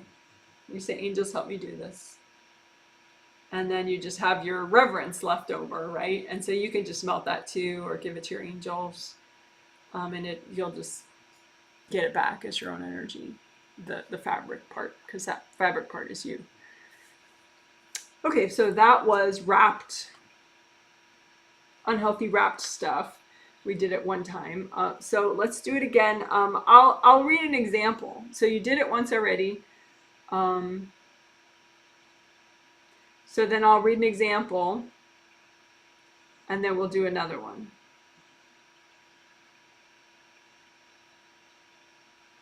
No, the angels want me to do it. We'll do it 3 times, and then I'll read examples. And then later it'll be timestamp links, so you could go back if you want to do more after you hear the examples. But let's just do it, bum, bum, bum. We'll do it 3 times, and then I'll read some examples. Okay, so just imagine another bunch of unhealthy wrapped stuff or unhealthy saved stuff that you wrapped in some sort of reverence energy of yours. And that's why you've been saving it this whole time. But it's unhealthy, whatever it is, and so it's not good for you to keep. So just imagine it's within you somewhere in your energy system, but you make a copy of it out in front of you. So this is some unhealthy wrapped stuff that you have been saving, right? And it's wrapped in this fabric of your reverence. And first, just get the invasive beings out of the way if there are any. So angels, if there are any invasive beings that are gonna interfere or mess with me before, during, and after, before, during, or after I work on this, can you please recycle them? So that just gets them out of the way. And then now, you can be aware of the fabric that it's wrapped in, and that's your reverence. Something that, some energy of either respect for authority or love for the person that, is related to this, or grief, something. The fabric is you, and it's something kind of precious to you. So you just unwrap the fabric. You can be very careful with the fabric and just unwrap it. And then what's inside it, that's the unhealthy stuff that you were saving, but it's not good to save, and it's not good to have in your energy field. So just run gold light through the contents that you were saving, what was wrapped in the fabric. And just run lots of gold light through it. You can say, angels, help me do this. And you can just, try to be aware, if you want, of what is it. Sometimes it's looks like rods. Sometimes it looks like, like burnt wood that's burnt so much it's just some coal, or but anyway, just melt it away, whatever the contents were, with gold light. If you have trouble melting it, say, angels, help me do this. And then you just have the fabric left of your reverence, which could be, maybe you loved that person that the unhealthy stuff was from, or maybe you were just stuck in grief about their passing, or maybe it's respect for authority, whatever it is. And you can just run gold light through that beautiful fabric that was your reverence, and just let it sort of melt away, so that you get back that energy of yours. And you, of course, keep the knowledge and the wisdom. You're just getting rid of the yucky part. Okay, so we'll do it one more time. And then I'll read a couple examples of how that was for people. So one more, just that you're wrapping it in your reverence, something that you're saving. It's unhealthy to save, but you wrapped it up in your reverence and you've been saving it. So just imagine a copy of that out in front of you. And again, just say, angels, can you please recycle any beings that will screw with me before, during, or after that I'm working this? Just recycle those beings now, please. So your angels will do that for you. And then just use lots of gold light, and be aware of the fabric that this whatever it is wrapped in. And the fabric, that's your reverence. And just, you can intuit the color of it or imagine the color of it, and sometimes that will give you a sort of a lead into what type of reverence is it. Is it respect, like a religious respect? Is it a romantic love? Is it a grief? Whatever it was wrapped in. And then just, you can be very careful with the reverence fabric. Just unwrap it, and just whatever contents are inside, that unhealthy stuff inside, that's what you want to melt. Just with gold light, just let it melt away.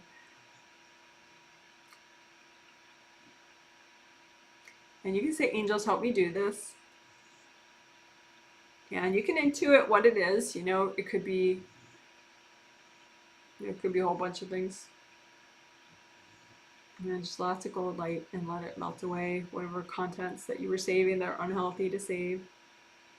Could be a wound, some energy blocks, some dumped energy, some manipulative energy or devices from somebody. Just use gold light and melt it all away. And you can say, angels, can you help me clear this if it's not fully cleared? So then you just have your reverence fabric, right? And just run gold light through it, and just let it transform, and it'll just melt away, and you'll get back that energy.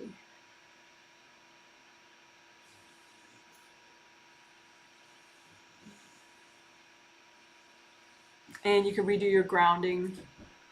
And just unblock your grounding, all 4 quarters. Just think of the back half and the front half and the core part in the center. Just make sure that's all unblocked.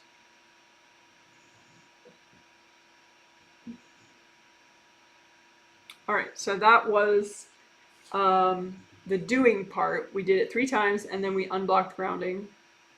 So then now I will just show some examples of what people just did.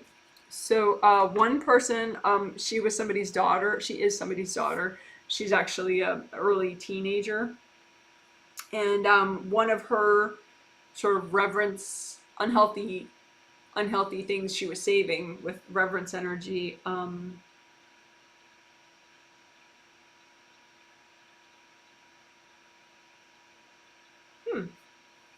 Yeah, it had to do with her fabric was white, and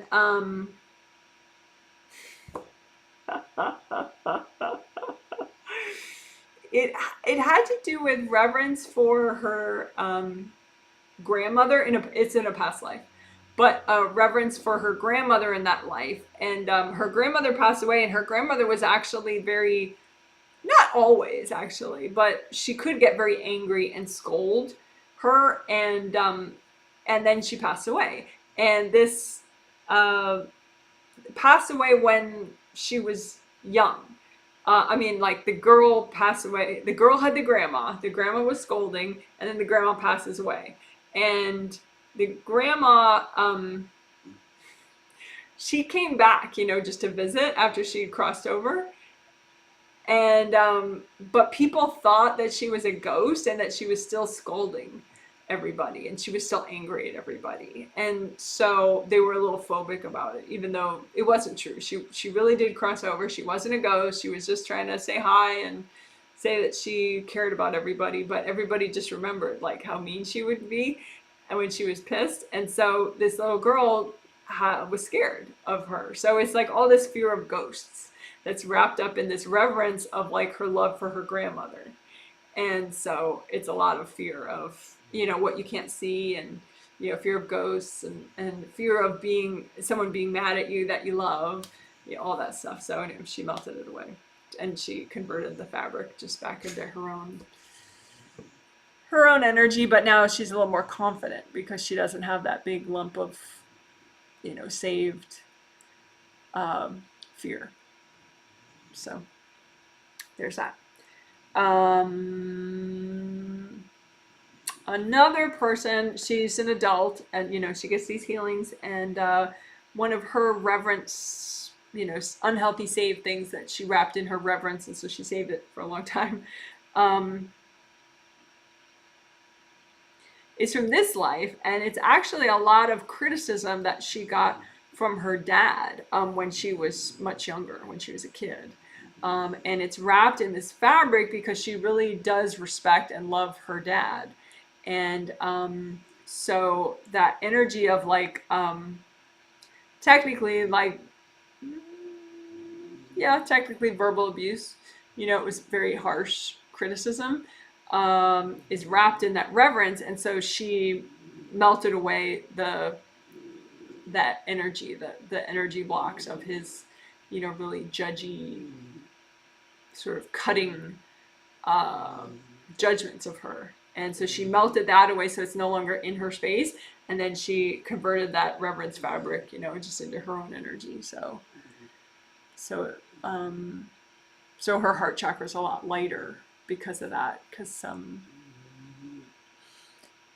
that was like affecting her, and she just she never cleared it because it was wrapped in that sort of awe of her dad, that she had at that time. So, I hope that makes sense. So basically, yeah, it's more of letting go is what that helps with. But it's stuff that, you might not otherwise let go of if you didn't go and hunt for this, sort of reverence packages, these reverence packages that you're saving. So I hope that makes sense. So I think what we're going to do is we're just going to do maybe 2 things, but then we'll wrap up. So we'll do a tricolor soak, and then we'll probably just clear stabs, any leftover energy blocks that are triggered.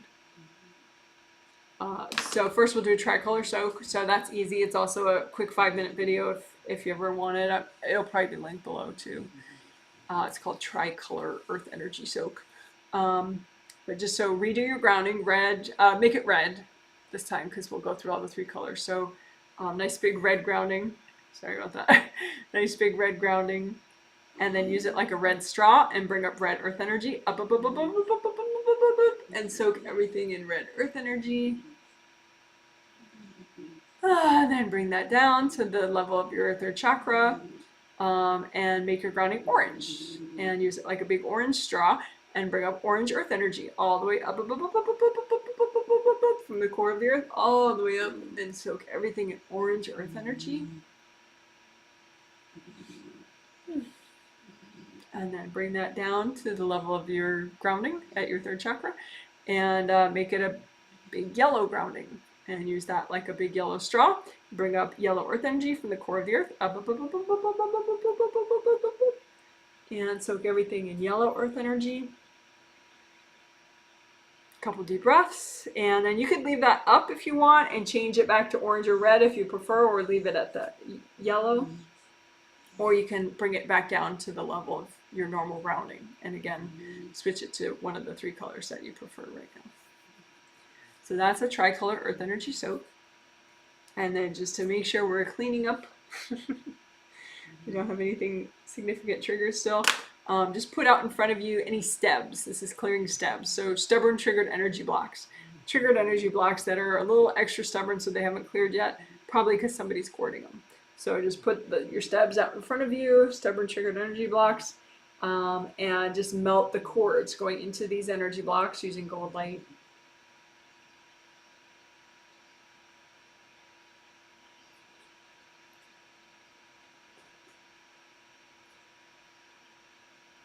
And then melt the energy blocks as well.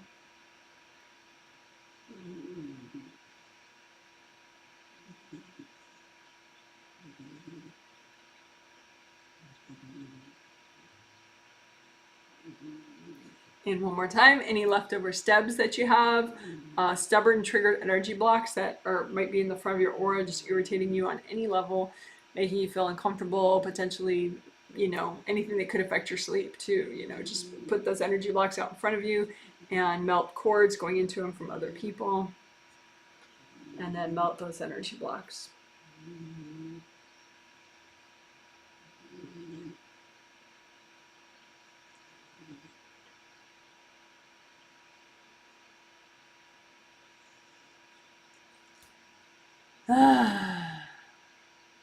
All right, so breathe into your body, head to toe. Breathe into your shoulders and your hips.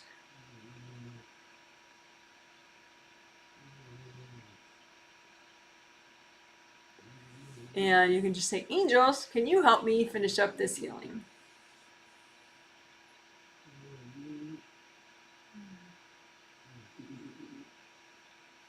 And there you go. So that's a healing. Good job, good job. We did it. Woo, woo, woo, woo.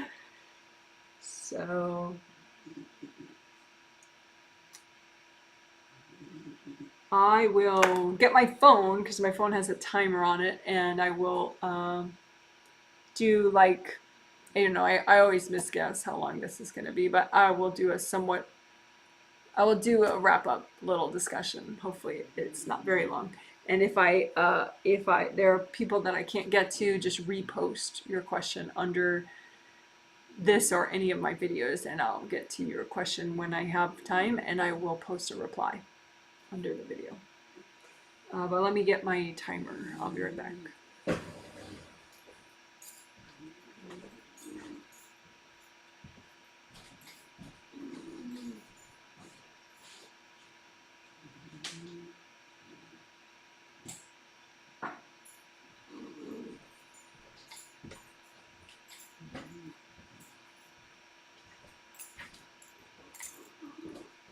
All right.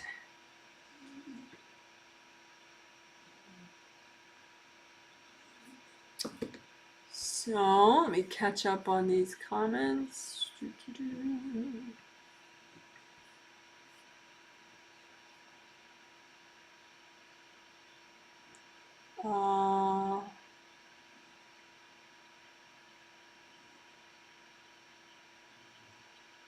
Someone say good morning from Phoenix, Arizona, 55 degrees here. Oh, that's nice. That's a nice temperature for January. Someone, I think it's just saying their name. So hello, hello. Someone saying good afternoon, just logging in. Overcast here in Southwest Michigan. Well, hello to you. Someone says good morning from Tokyo. Good morning to you. Someone says tuning in from Chicago. Hi, another cloudy day here, and we get a weather emoji. Thank you. Yeah, it's cloudy here too, but that's not unusual for us this time of year. Someone says, thank you so much, Janet. This twin set was so rad. I feel good, but have a bit of a headache. Probably GV damage. How am I doing with my moving cities goal? I've been doing a lot of conscious work towards it by clearing blocks. Well, you probably put that comment pretty early before we did UB, because we did that UB point right there, and we also did the GV work.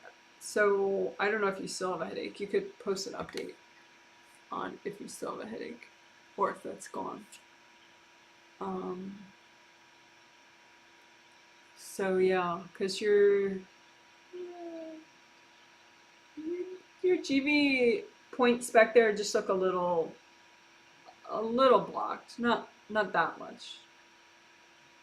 Your UB meridian, that one that on the diagram is yellow. The UB one, no, not that one. The yellow line in the diagram is yellow. That also, any of the head meridians, if they get damaged, it can cause a headache, because the stagnant part of it, that's what makes the pain. So yeah, probably the chakras of the UB meridian a little extra, just that yellow line right there, the dots on the yellow line in your head, just do those a little extra. But I'm thinking maybe your headache got better so I don't know if you still have it. You can post an update. So I'll just move on because that may already be resolved. Is a double question. How are you doing with the moving cities goal? Yeah, you're just give me a thumbs up. You're doing okay with it. So they're like, you can focus on, are you learning everything you need to learn at your current job? Because your current job has stuff that helps you with your moving goal.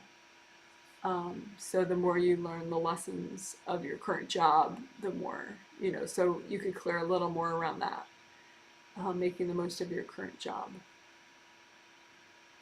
So it says, I think I got whacked mid-healing, sudden migraine. Oh, that's a bummer. Let's see. Yeah, that's true. Upper back left. Wait, upper back left. So right around here. Yeah. I mean, you're so advanced that shouldn't be a big deal for you to heal. But yeah, this whole area right here. Just redo aura healing, aura repair. That should do it. And then maybe like chakra alignment, because a big whack like that, even if it doesn't damage the chakras, it can kind of knock them out of alignment. So just think of all your major chakras and the force fields around them, and just lots of gold light to get everything to click back into place once you repair your auras. I keep losing my place. Oh yeah, someone says, hi Janet, the UB10 chakra healing felt great. Oh good.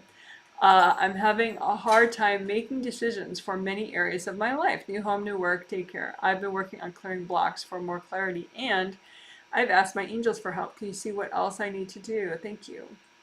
One thing that could be fun is work your gallbladder meridian. I don't know a lot about all the meridians yet. I'm still learning them all.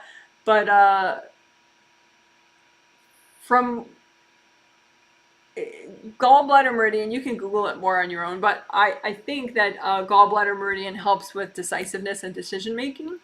And also GV, but try the gallbladder meridian, GB. gallbladder meridian.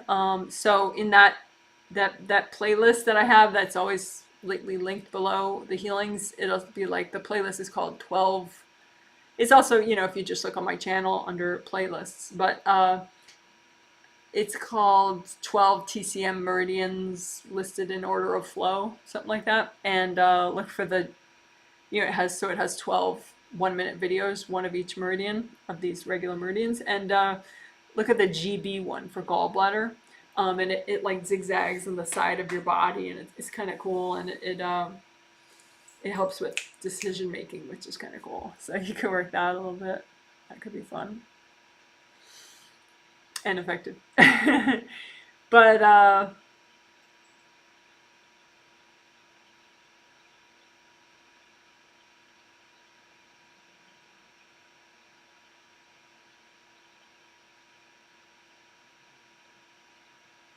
mm, mm.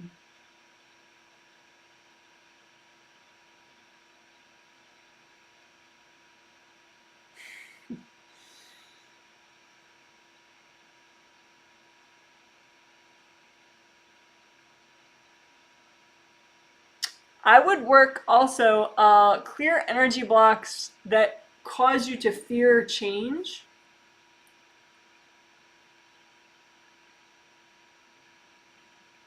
Yeah, so clear energy blocks causing you to fear change. Because sometimes, sometimes decisions aren't, don't represent a significant change in your life. It's just great. I decided that, I was able to complete the task, I can move into something else, right? But sometimes decisions bring you to like a new stage in your life. And if you're afraid of, getting to that new stage in your life, you're afraid of that level of personal growth and change and transformation, then you'll be blocked towards making those decisions. There'll be this reluctance and this, inability to make up your mind. So just clear fear of change. Fear of change, fear of transformation.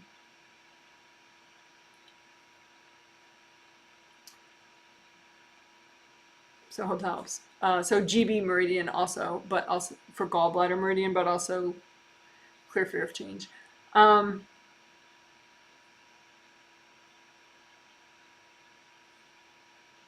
Okay, I'm gonna move on.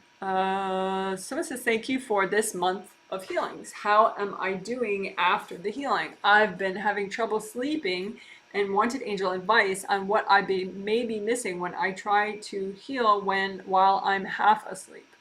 Okay, and just, fun fact for everybody, like when I read sleep issues, so like if you're mentioning a sleep problem in your survey, try to be a little specific. I don't need like a big paragraph about it, but like, just like, can you sleep? Can you fall asleep, but then you wake up and you can't go back to sleep, and it's generally around 2 a.m. or something?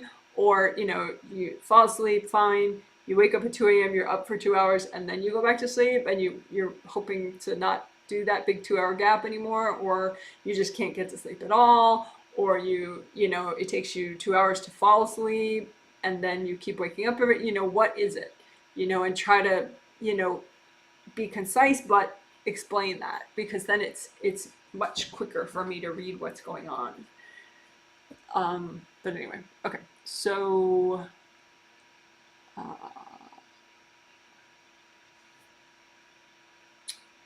so if I look at you and you're half asleep trying to clear and get back to sleep, or get to sleep, one or the other, it looks like your chakra, your physical body chakras, like 3, 2, and 1, and your chakra filaments, 3, 2, 1, are, they have a lot of white around them. Looks like your mom is courting you, and she's sending a lot. She's courting your first chakra,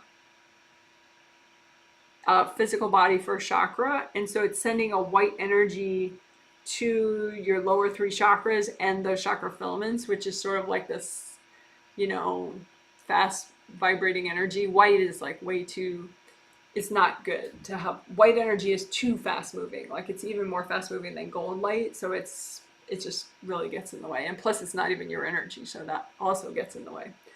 So yeah, it's basically cords from your mom into your first chakra. And that extra energy of hers is flowing into chakras 3, 2, and 1 and the filaments. So I would just say, uncord from your lower chakras and those chakra filaments, specifically work on boundaries with your mom. Just sort of, have your angels. You could just gold net her and hand her to your angels. Yeah, so I hope that helps. Someone says, you healed me and my ex today. Yes. He called me today to put a lot of pressure on me to get a full-time job. I want to be financially independent from him, but I know it will take time. Suggestions? I feel hyper alert and tense in my chest. Yeah, he's not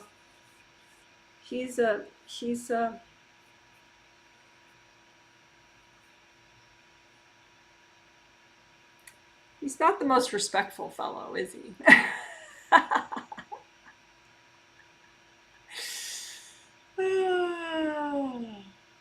It's funny, I mean, it's like when you think about it, like, is this a problem that he's always had for several lifetimes, being that pushy and sort of invasive? Or is it just the way he was raised that was very pushy, invasive in this life, and that's why he doesn't know that that's like the worst way to treat somebody because it's totally counterproductive and bad karma and et cetera, et cetera, et cetera. Because he definitely doesn't think that what he's doing is counterproductive or bad karma or like in any way unethical. Like it's always like, I'm right. What are you talking about? Yeah.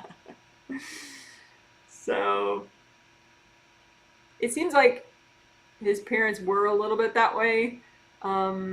It doesn't seem like in his last life he was like that. So yeah, I would chalk it up to childhood in this life then. But anyway, just fun fact.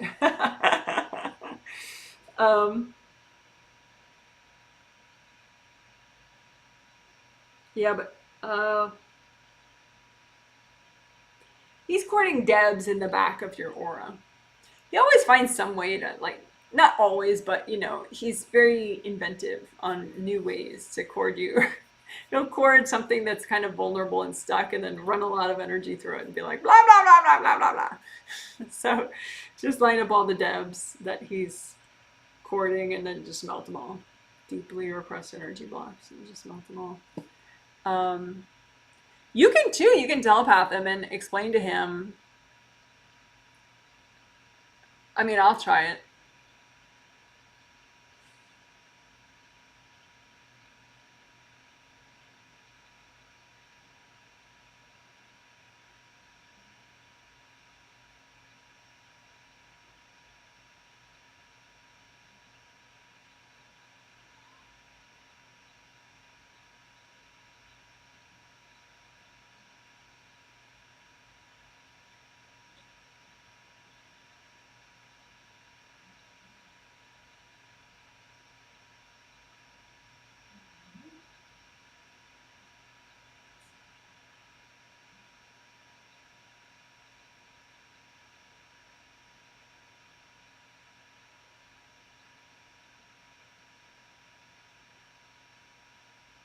Yeah.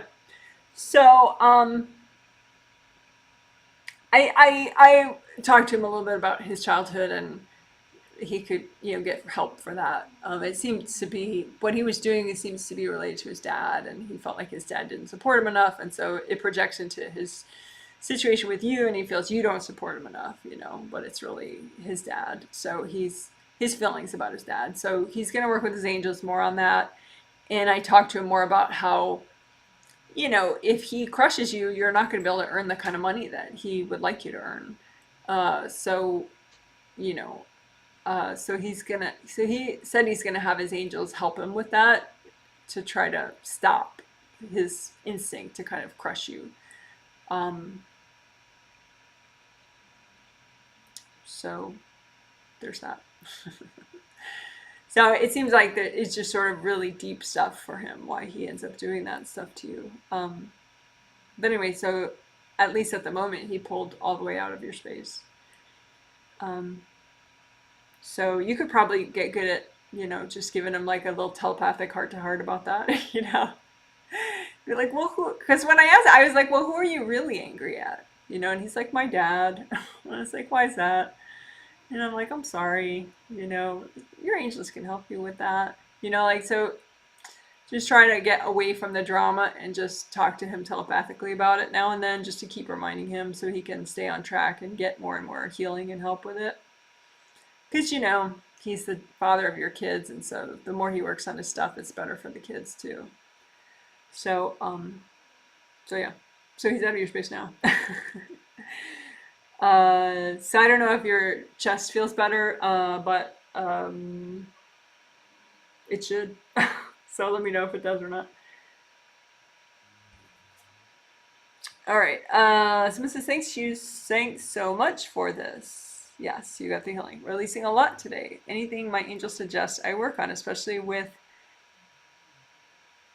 especially with T, your spouse. He's bumming out kids too. Um,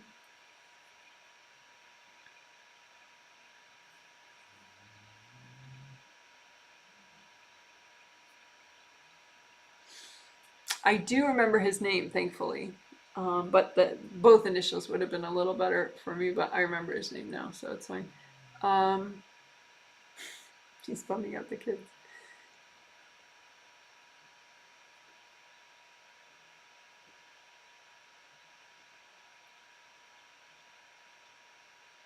Yeah, just keep reminding him that he could work with his angels. I just did. So he has a lot of inner wounds triggered, and it seems like sometimes you're courting them, or sometimes his mom is courting them. Well, like always, his mom is courting them, but sometimes you're courting them as well. So you can just remind him, hey, your angels can help you get stronger boundaries with me and stronger boundaries with your mom. You know, that would be a nice thing. You could remind him that twice a day or something. Hey, your angels can help you with your work stress. Your angels can help you with, whatever you think he needs help with. Because his mom gets so in his space that then he just kind of freezes up and gets reactive.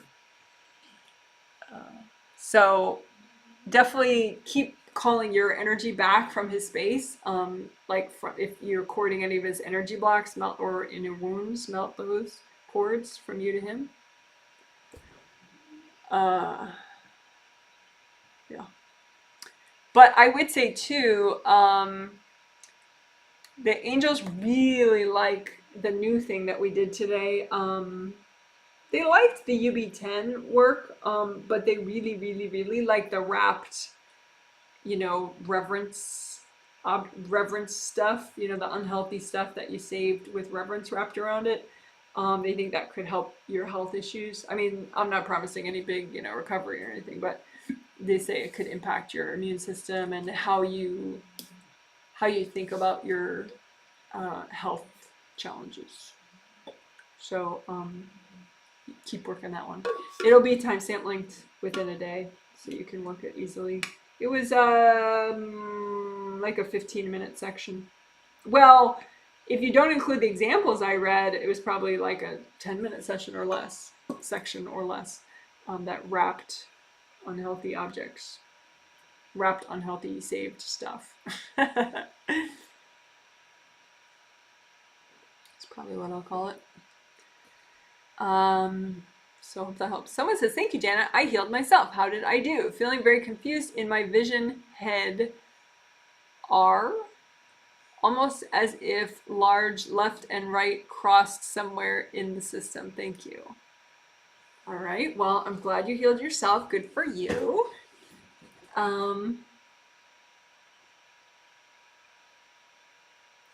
You missed some of the aura repair part, so I would do more of that. There's like two of your Wei Chi auras are there's like a big chunk of them missing in the back left.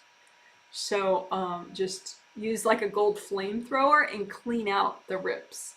Just clean them out, so, because you got to burn off all the junk that kind of cakes on to it's like they're valleys, these big rips, and then there's junk lining the valley. So you gotta, burn off with gold light all that junk, and then keep doing gold light so the valleys fill in and grow back.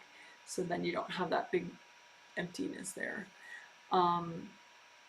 So I think that's part of how you kind of fuzzy headed. So repair that. Um, Other than that, you did very well with the healing. Yeah, other than that, a lot looks good. Um, let's see. Very confused, envisioned head left and right. Um,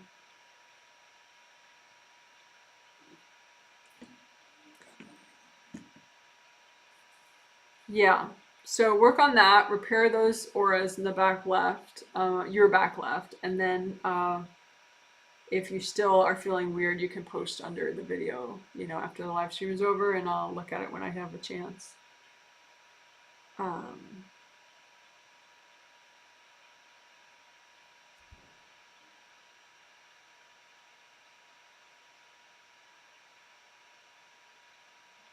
it looks like also you're having boundary issues with a person in your life.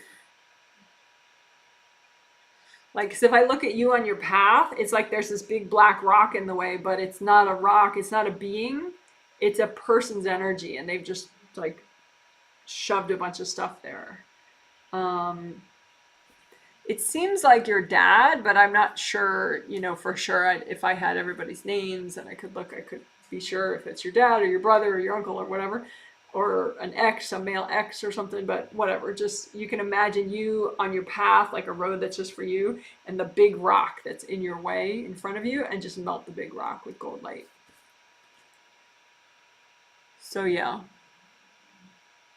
that should be good enough. So if that's not good enough, the repairing your auras and then the melting the big rocks in front of you on your path, then you can post again later under the video and let me know how you're doing, and I'll look again. But good job on all the repair. Someone says, thank you so much. This healing really helped me unburden the study process. Would you please share your insights about my love life? It's the area I would like to work and learn further. You're mentioning your initials.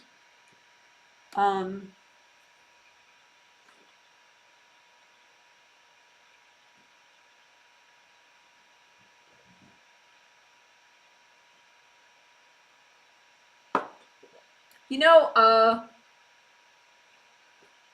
how sometimes we imagine things as a garden, and then you heal the garden, So your angels kind of suggest that you could imagine a love life garden, a garden that represents the state of your love life and the current state of your love life, and then just see what the garden seems like to you. Do you like the garden? Is it pleasant? Is it healthy and uplifting? And just kind of look at what you don't like and use your intuition, and then just clear it out, and use gold light and stuff.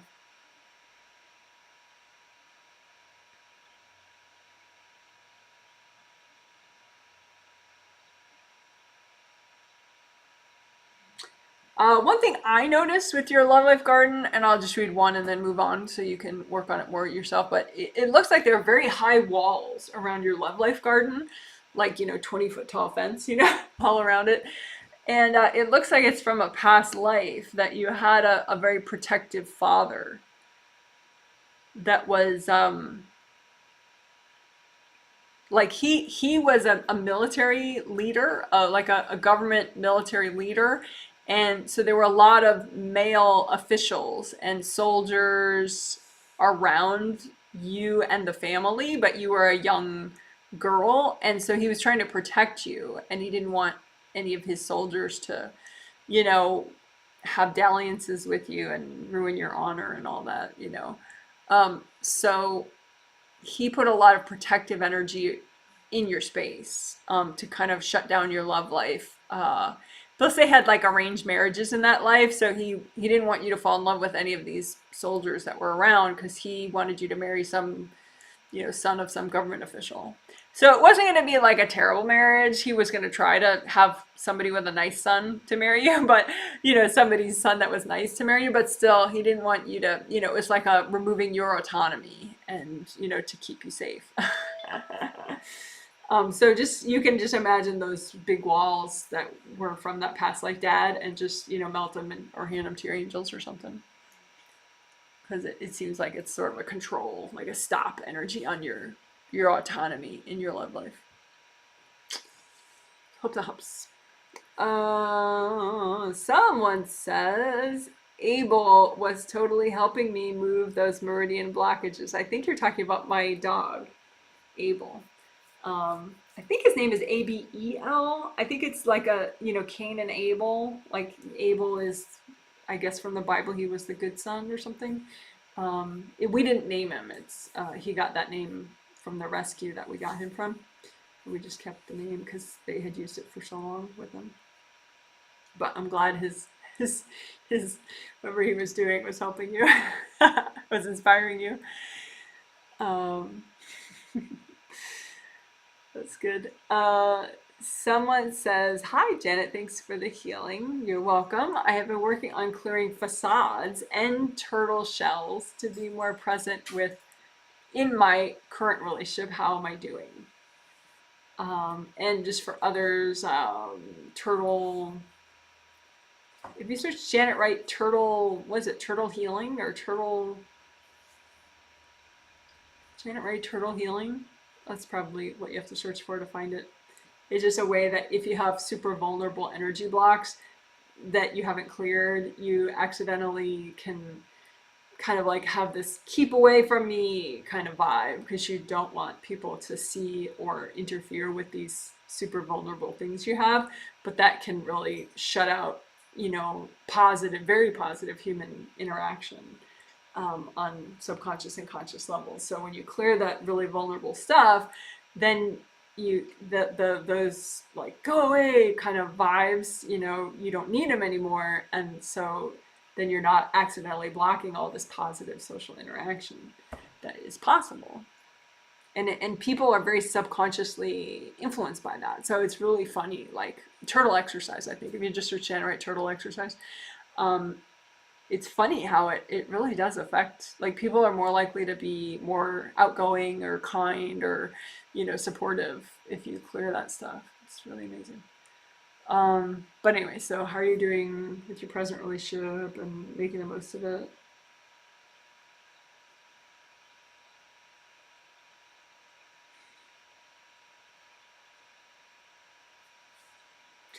Very well. I would say too, though,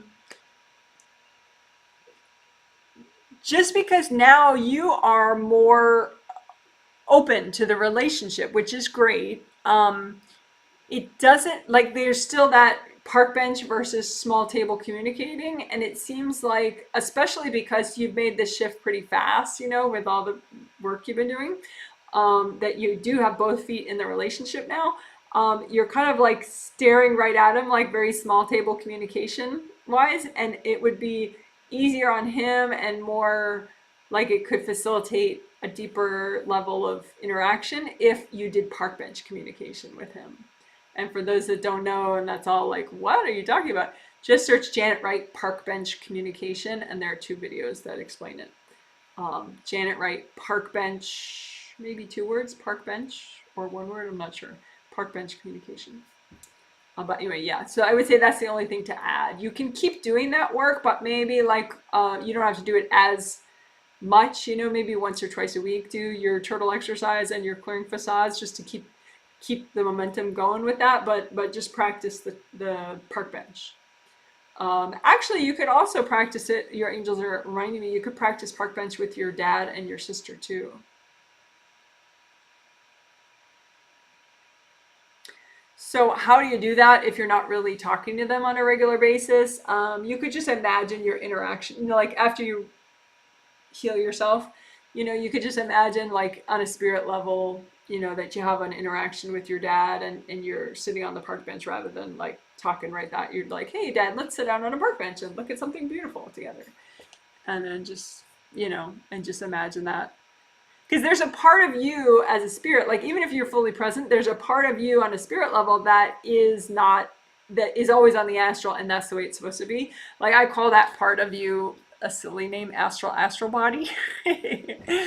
So you could say, if your angels, say it's okay, at the moment you could have a little hangout with your dad. Your astral body could have a hangout with your dad's astral body. And you guys could practice park bench communication for a minute.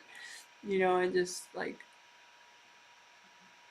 And you don't even have to talk when you do park bench communication. You could, but you could just kind of enjoy some scene. Like if he likes baseball, or if he likes, if you both like some sort of natural setting, you could look at the ocean together. Sit in some chairs and look at the ocean. But it seems like that could be nice for you to practice with people you care about. Practice park bench communication. So hope that helps. But yeah, and I think that would help your relationship as well. So this is, hi Janet, thank you for healing my adult kids. You're welcome. My son was feeling very down last week, and your healing on Sunday helped him recover. Oh, that's so wonderful. Please share on any healing he needs to focus on. Well,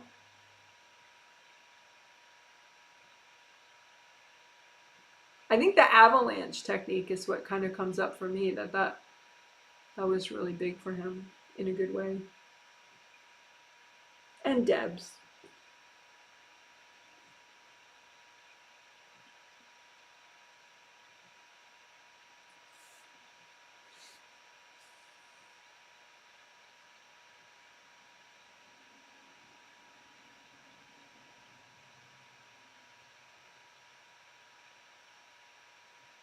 Yeah, the good thing about avalanche technique is it's like, it helps you to address things that seem so compacted and so like uber stuck, like the traffic jam of all traffic jams in your space. It helps you address those. And because your son is, and many people, when they have that kind of traffic jam, they're like, well, not doing that, not touching that today or tomorrow or the next day, then it leads directly into avoidance, and because it just is like, some energy, bunch of blocks in your space that are so massive it seems like a mountain, and so the avalanche technique directly addresses the mountains of stuck energy, and then we, clear the beans, clear the key blocks, and then the avalanche starts. So I think it's very nice for him. He is working with it now, so you could maybe on a daily basis just remind him about, hey, that avalanche technique from, the healings, you can do that with your angels today if you want. Your angels will help you do that. And then that just reminds him, oh yeah, that did help me. Let me have the angels help me with that. It could be like a little daily reminder for maybe a week or so. If you skip a couple days, it doesn't matter. But just now and then.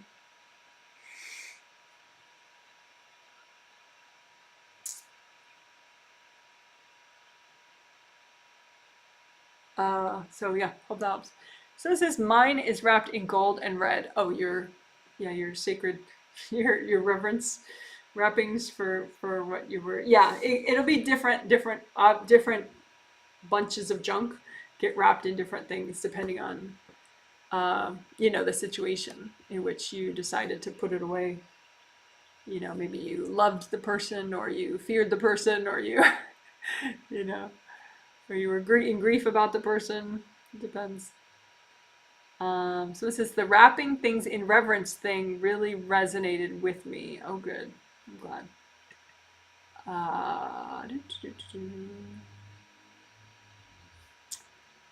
I need to hurry up, and I also lost my place.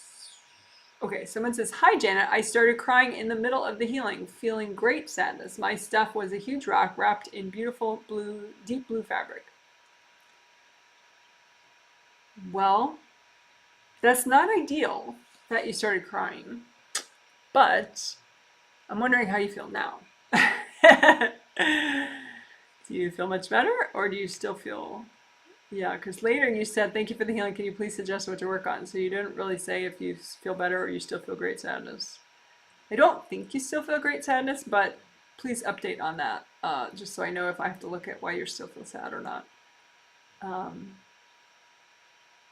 But yeah, and you can keep doing more of that, over time. Obviously ground first, But yeah, that would be nice.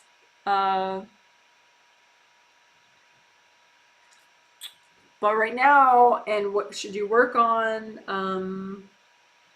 Yeah, I mean, your angels really, they like that reverence thing, that, what you wrapped in reverence fabric, look for the unhealthy things that you wrapped in reverence fabric. and then just, melt get the beings out of the way, have the angels recycle the beings, and then, just be nice to the reverence fabric, carefully unwrap it, and then melt away what was inside it with gold light, and then just be nice to the reverence fabric and just lots of gold light so it sort of dissolves and you get back your energy. So yeah, your angels want you to just keep working that. Also, they say too, you could do like little foot rubs for yourself. That could be nice, just like even just a minute at a time, but just little foot massage moments.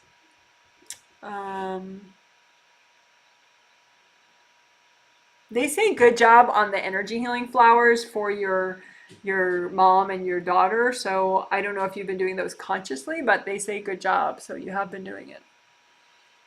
Anyway, someone says, oh my God, the reverence unwrapping immediately felt its effects on my neck and spine. Ooh, cool. That's nice. I'm glad. Someone says, hi, Janet, you healed me and I healed myself. Yeah. Can you please let me know how I did and what to keep working on? Thanks. I know I sound like a broken record, but your angels do like that reverence fabric stuff for you as well.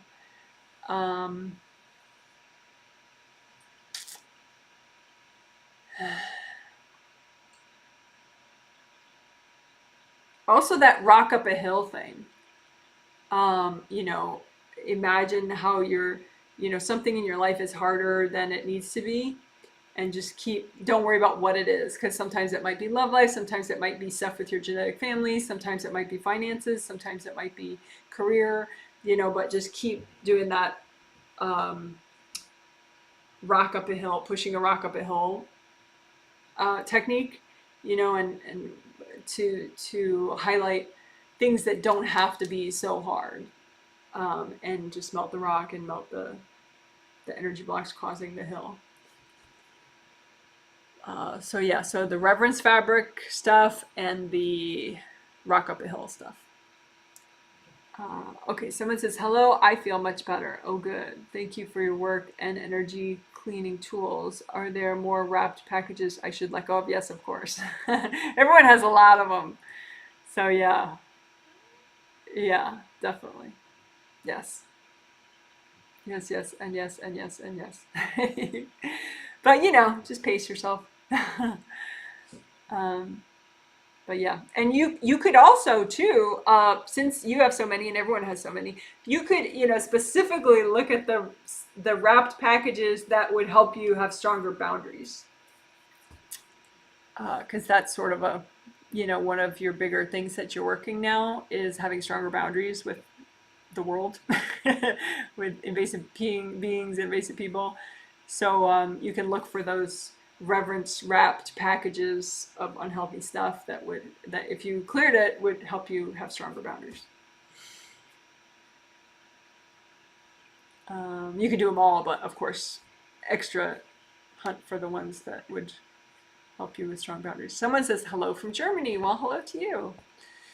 I'm glad you're watching, and I do 5 of these live streams every month, and you're welcome to follow along each time if you want, or just one of them or whatever. And also the healings, as I'm doing this, I'm healing the 130 people that purchased this healing set 2 months ago on the 15th. So the next time, I just sold the March sets 2 days ago.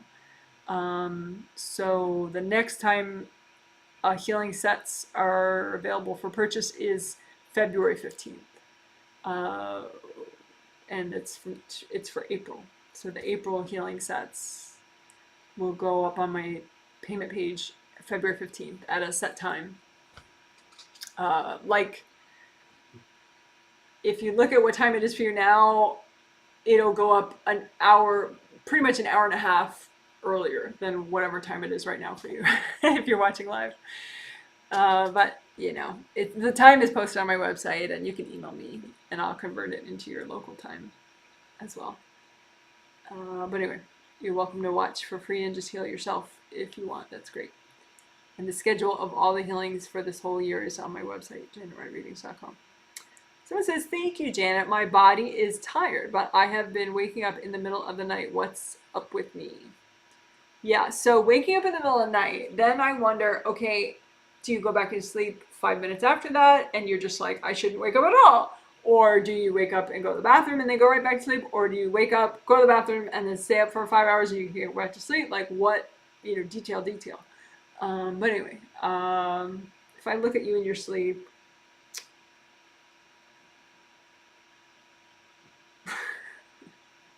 it looks like your ex, your most, the most recent major ex. He like finds you on the astral and he just like screams at you like really loud, like sends a lot of like an energy blast your way, and it shocks you and wakes you up. And then you're kind of like, you're like triggered by his anger. Like it, what you could work is be okay with his anger. Like work whatever triggers when you think, oh, he's angry at me, And in general, like anyone you care about, anyone you used to care about, what triggers within you when you think, oh, that person might be angry at me right now, and just clear your triggers, melt your inner wounds, clear your baggage, your, hard compressed energy that triggers, and just keep working that. Be okay with people being angry at you. Because, like, if you're living your life in a way that you need to, and it's healthy for you and ethical for you personally, whatever. That's like, that expression, like, that sounds like a you problem, not a me problem, So his anger is a him problem, not a you problem. But, it triggers you so much that then you can't even go back to sleep. So, yeah, just be at peace with his rage. Because you've gotten to the point where you're actually pretty safe with his rage. Like that blast, like doesn't really do that much to your energy field, except that you get all this inner stuff triggered.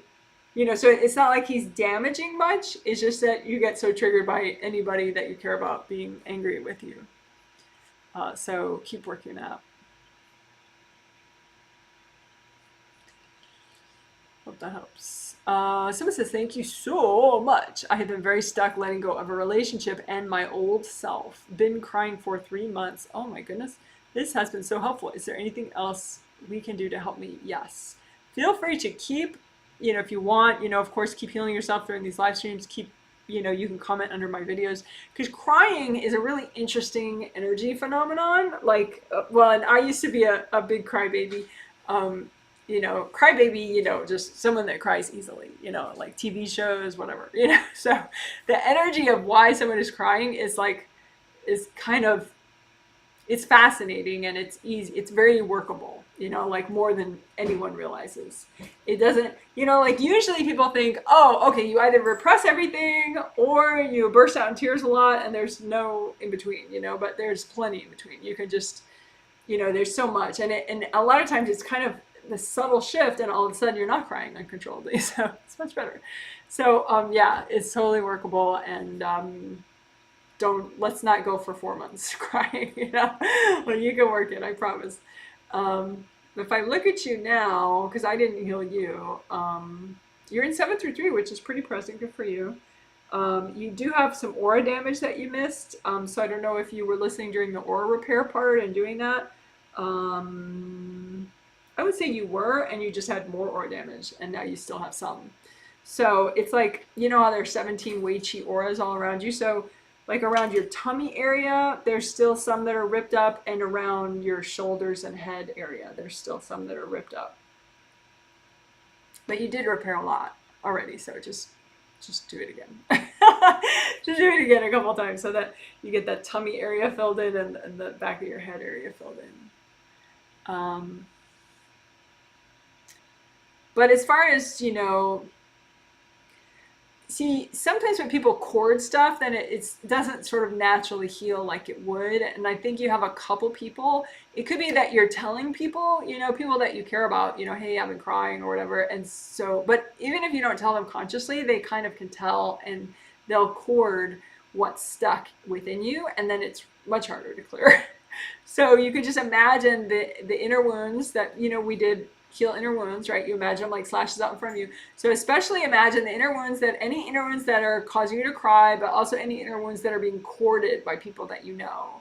And then just melt all the cords first and then melt away the inner wounds with gold light.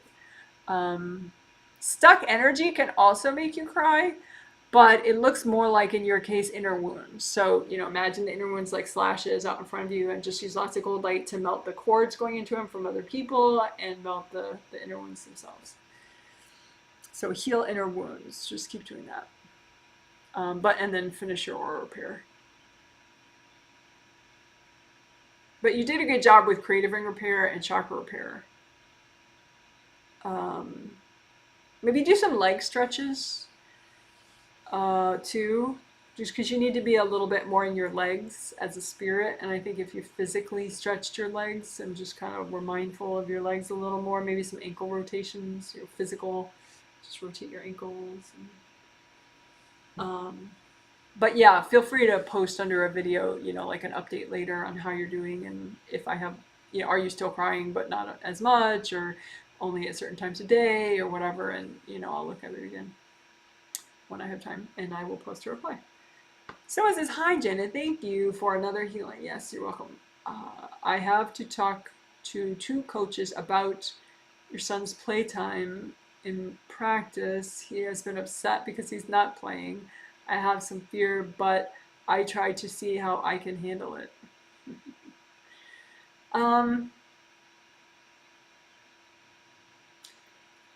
His angels are talking about ego and how sometimes when you're part of a team, it's like everyone thinks about being the star player and being, in the spotlight and, like winning, making the winning score and all that. And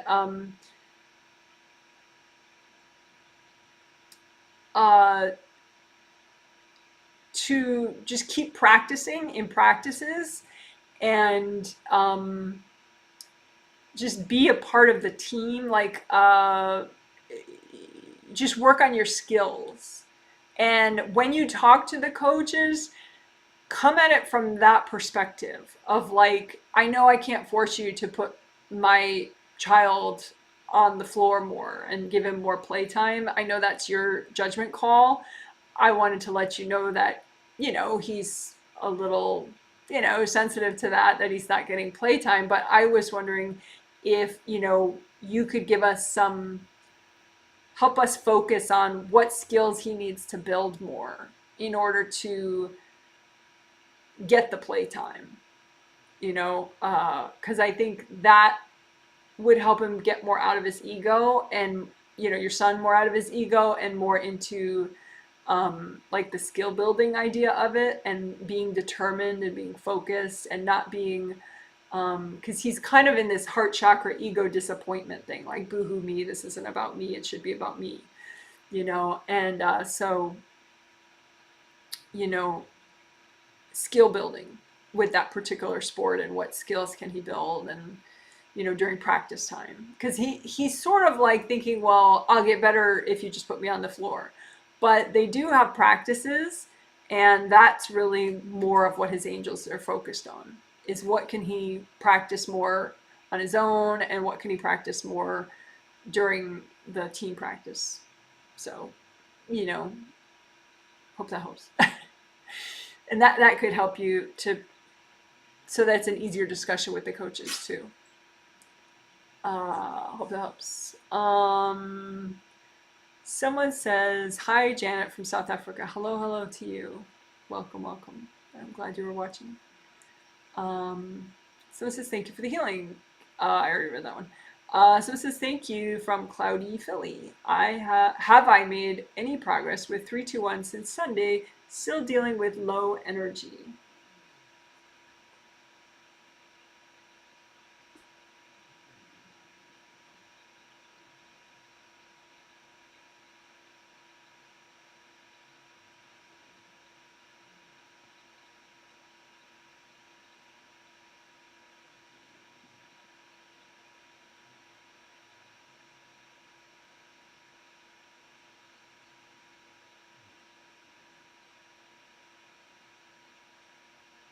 I would look at who it's about, but what I'm seeing now is more of a boundaries issue with people. I would look at who you're collaborating with on a professional level, and like three different people. And there's quite a lot of courting at the grounding level and 3-2-1, even fourth chakra as well. Yeah, courting 4-3-2-1. So think about, okay, like make a list of like, 10 people that, no, no, really the top six people that you're collaborating with professionally. Um, like even like, somebody that helps you sell some things that you create, but also, the performance type stuff, who are you working with? Who are you mentoring, that kind of idea, all that stuff, and just work on melting chords. Because sometimes you have this way of like just wrapping people in your energy, and you're wanting to help them, or you're wanting to create some kind of a positive interaction, but you're using your life force and you don't have that much to go around. you know like you have enough to power your body, and that's it. You don't have enough to like motivate other people. you know so yeah, maybe keep doing like a gold sun, like make it like a magnet, and call back your life force from all the people. It doesn't look like family members, but just for good measure, call it back from them too. But like call back all your unique energy that you've been sending to other people. Your unique life force that you need. But also melt cords from 4-3-2-1, going to other people. Hope that helps. But in a day or two, if that still is existing, I'll be taking time off at that point. But I guess when I am working again, I'll check. If you have comments on YouTube or something about it, recent comments, you can put an update if you still need help. Post it under a video. Someone says, was I the sample person that cleared energy from my dad? I can definitely relate to that a lot. I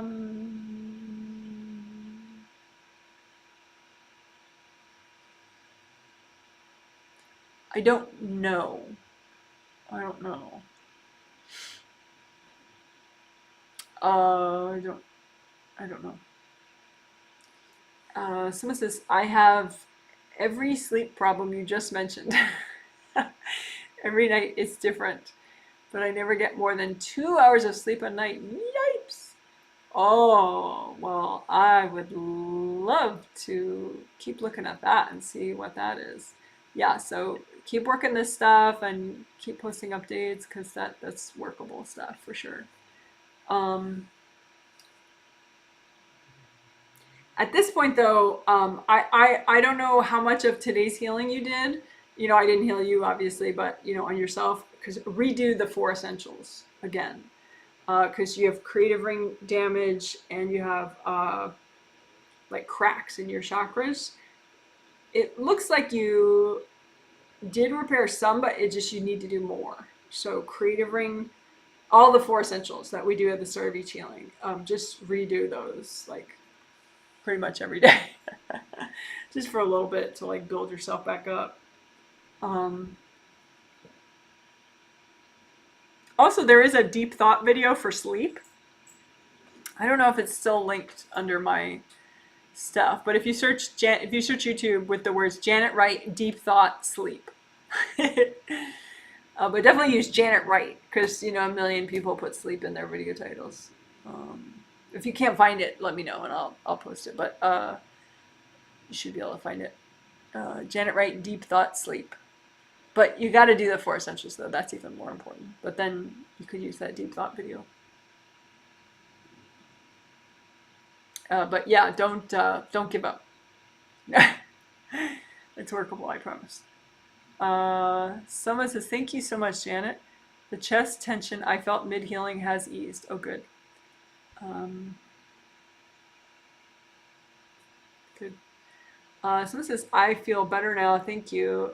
Oh, and by the way, not only the chakra is a big deal, but you know, your fourth layer, fourth chakra, fourth layer, right? And so your fourth layer, your fourth chakra is like a motor, right? And so part of its job is to keep the flow in your fourth layer, right? So any blocks in your whole fourth layer can be overworking your fourth chakra.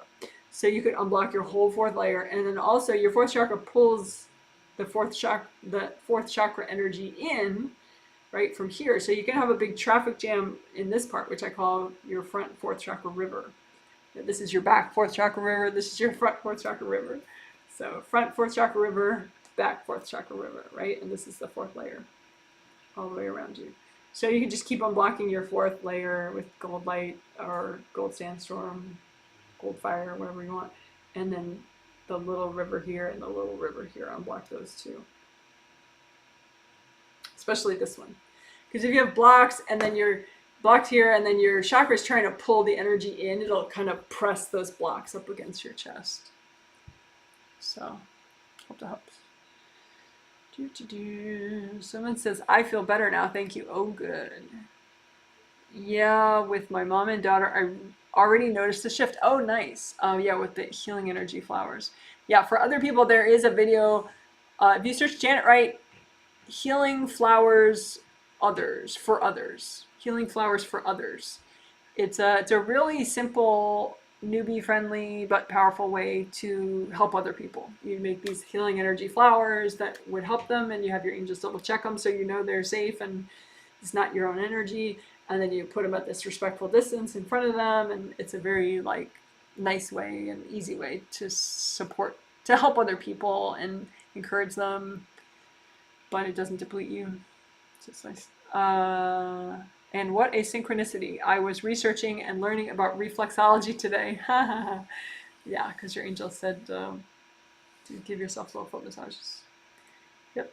Someone says, tuning in mega late from North Ireland. Hello, hello, hello. And we get a weather report. How nice.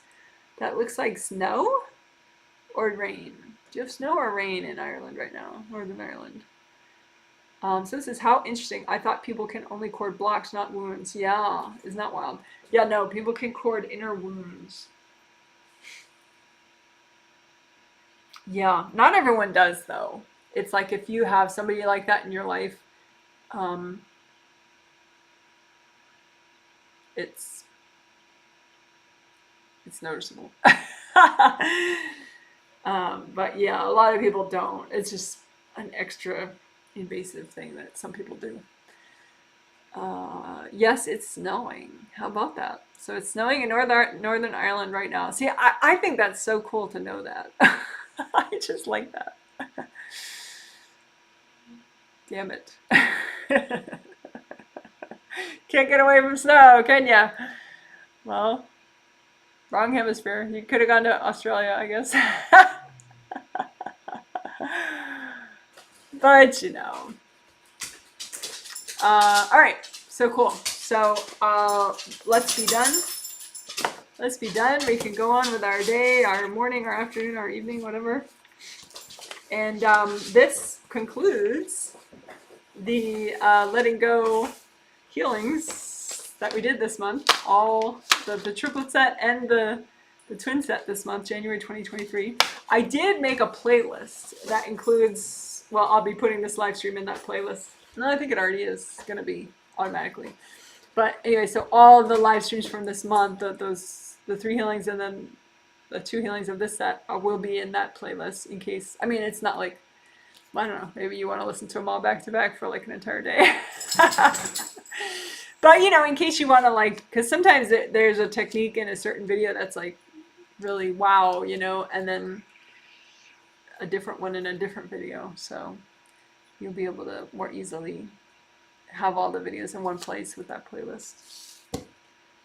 It's called Let Go, Release Limits Burdens, January 2023 is the name of the playlist, but it's linked below in the comment section as well. And, you know, on my YouTube channel, there's a playlist tab. You should be able to find it there, although I have so many playlists, but the title of it is Let Go, Release Limits, Burdens, etc. January 2023. You're saying I left Canada to escape the snow. Yeah, no, well, maybe, but you, you left Canada to escape your mother. But, I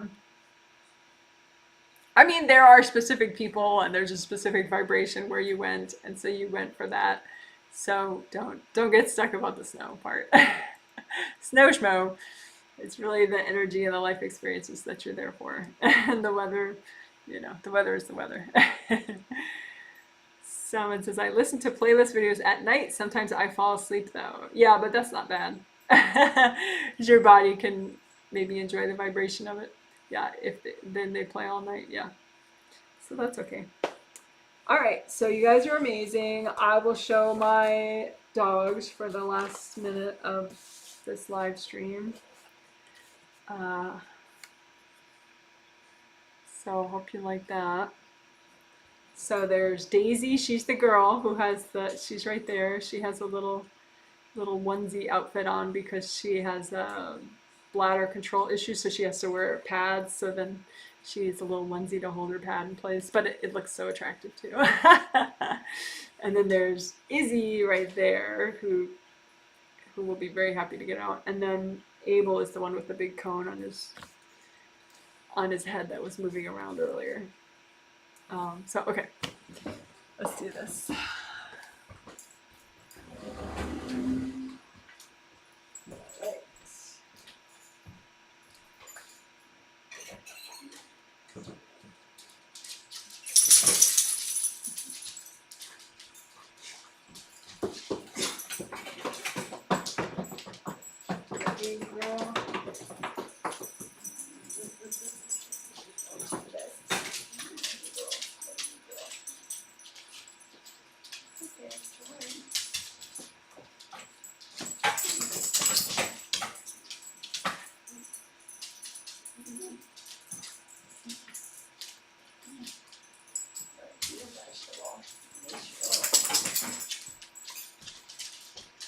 Alrighty, so let's see, do some close-ups. So that is Abel right over there with the cone on him. And then that's Izzy Busy right there. And that's Daisy with her fashionable onesie that she's wearing. Let's get a better angle on the onesie. There you go. Alright. So that's everybody. Alright, so you're amazing. I don't know what to say. Have a good day. Have a good evening. And I'll see you again in March February. I skipped February. I can't skip February. I'll see the next healing live stream is in February. And the schedule's on my website, janetwrightreadings.com. All right. You're amazing. Good for you for healing yourself. Woo, woo, woo.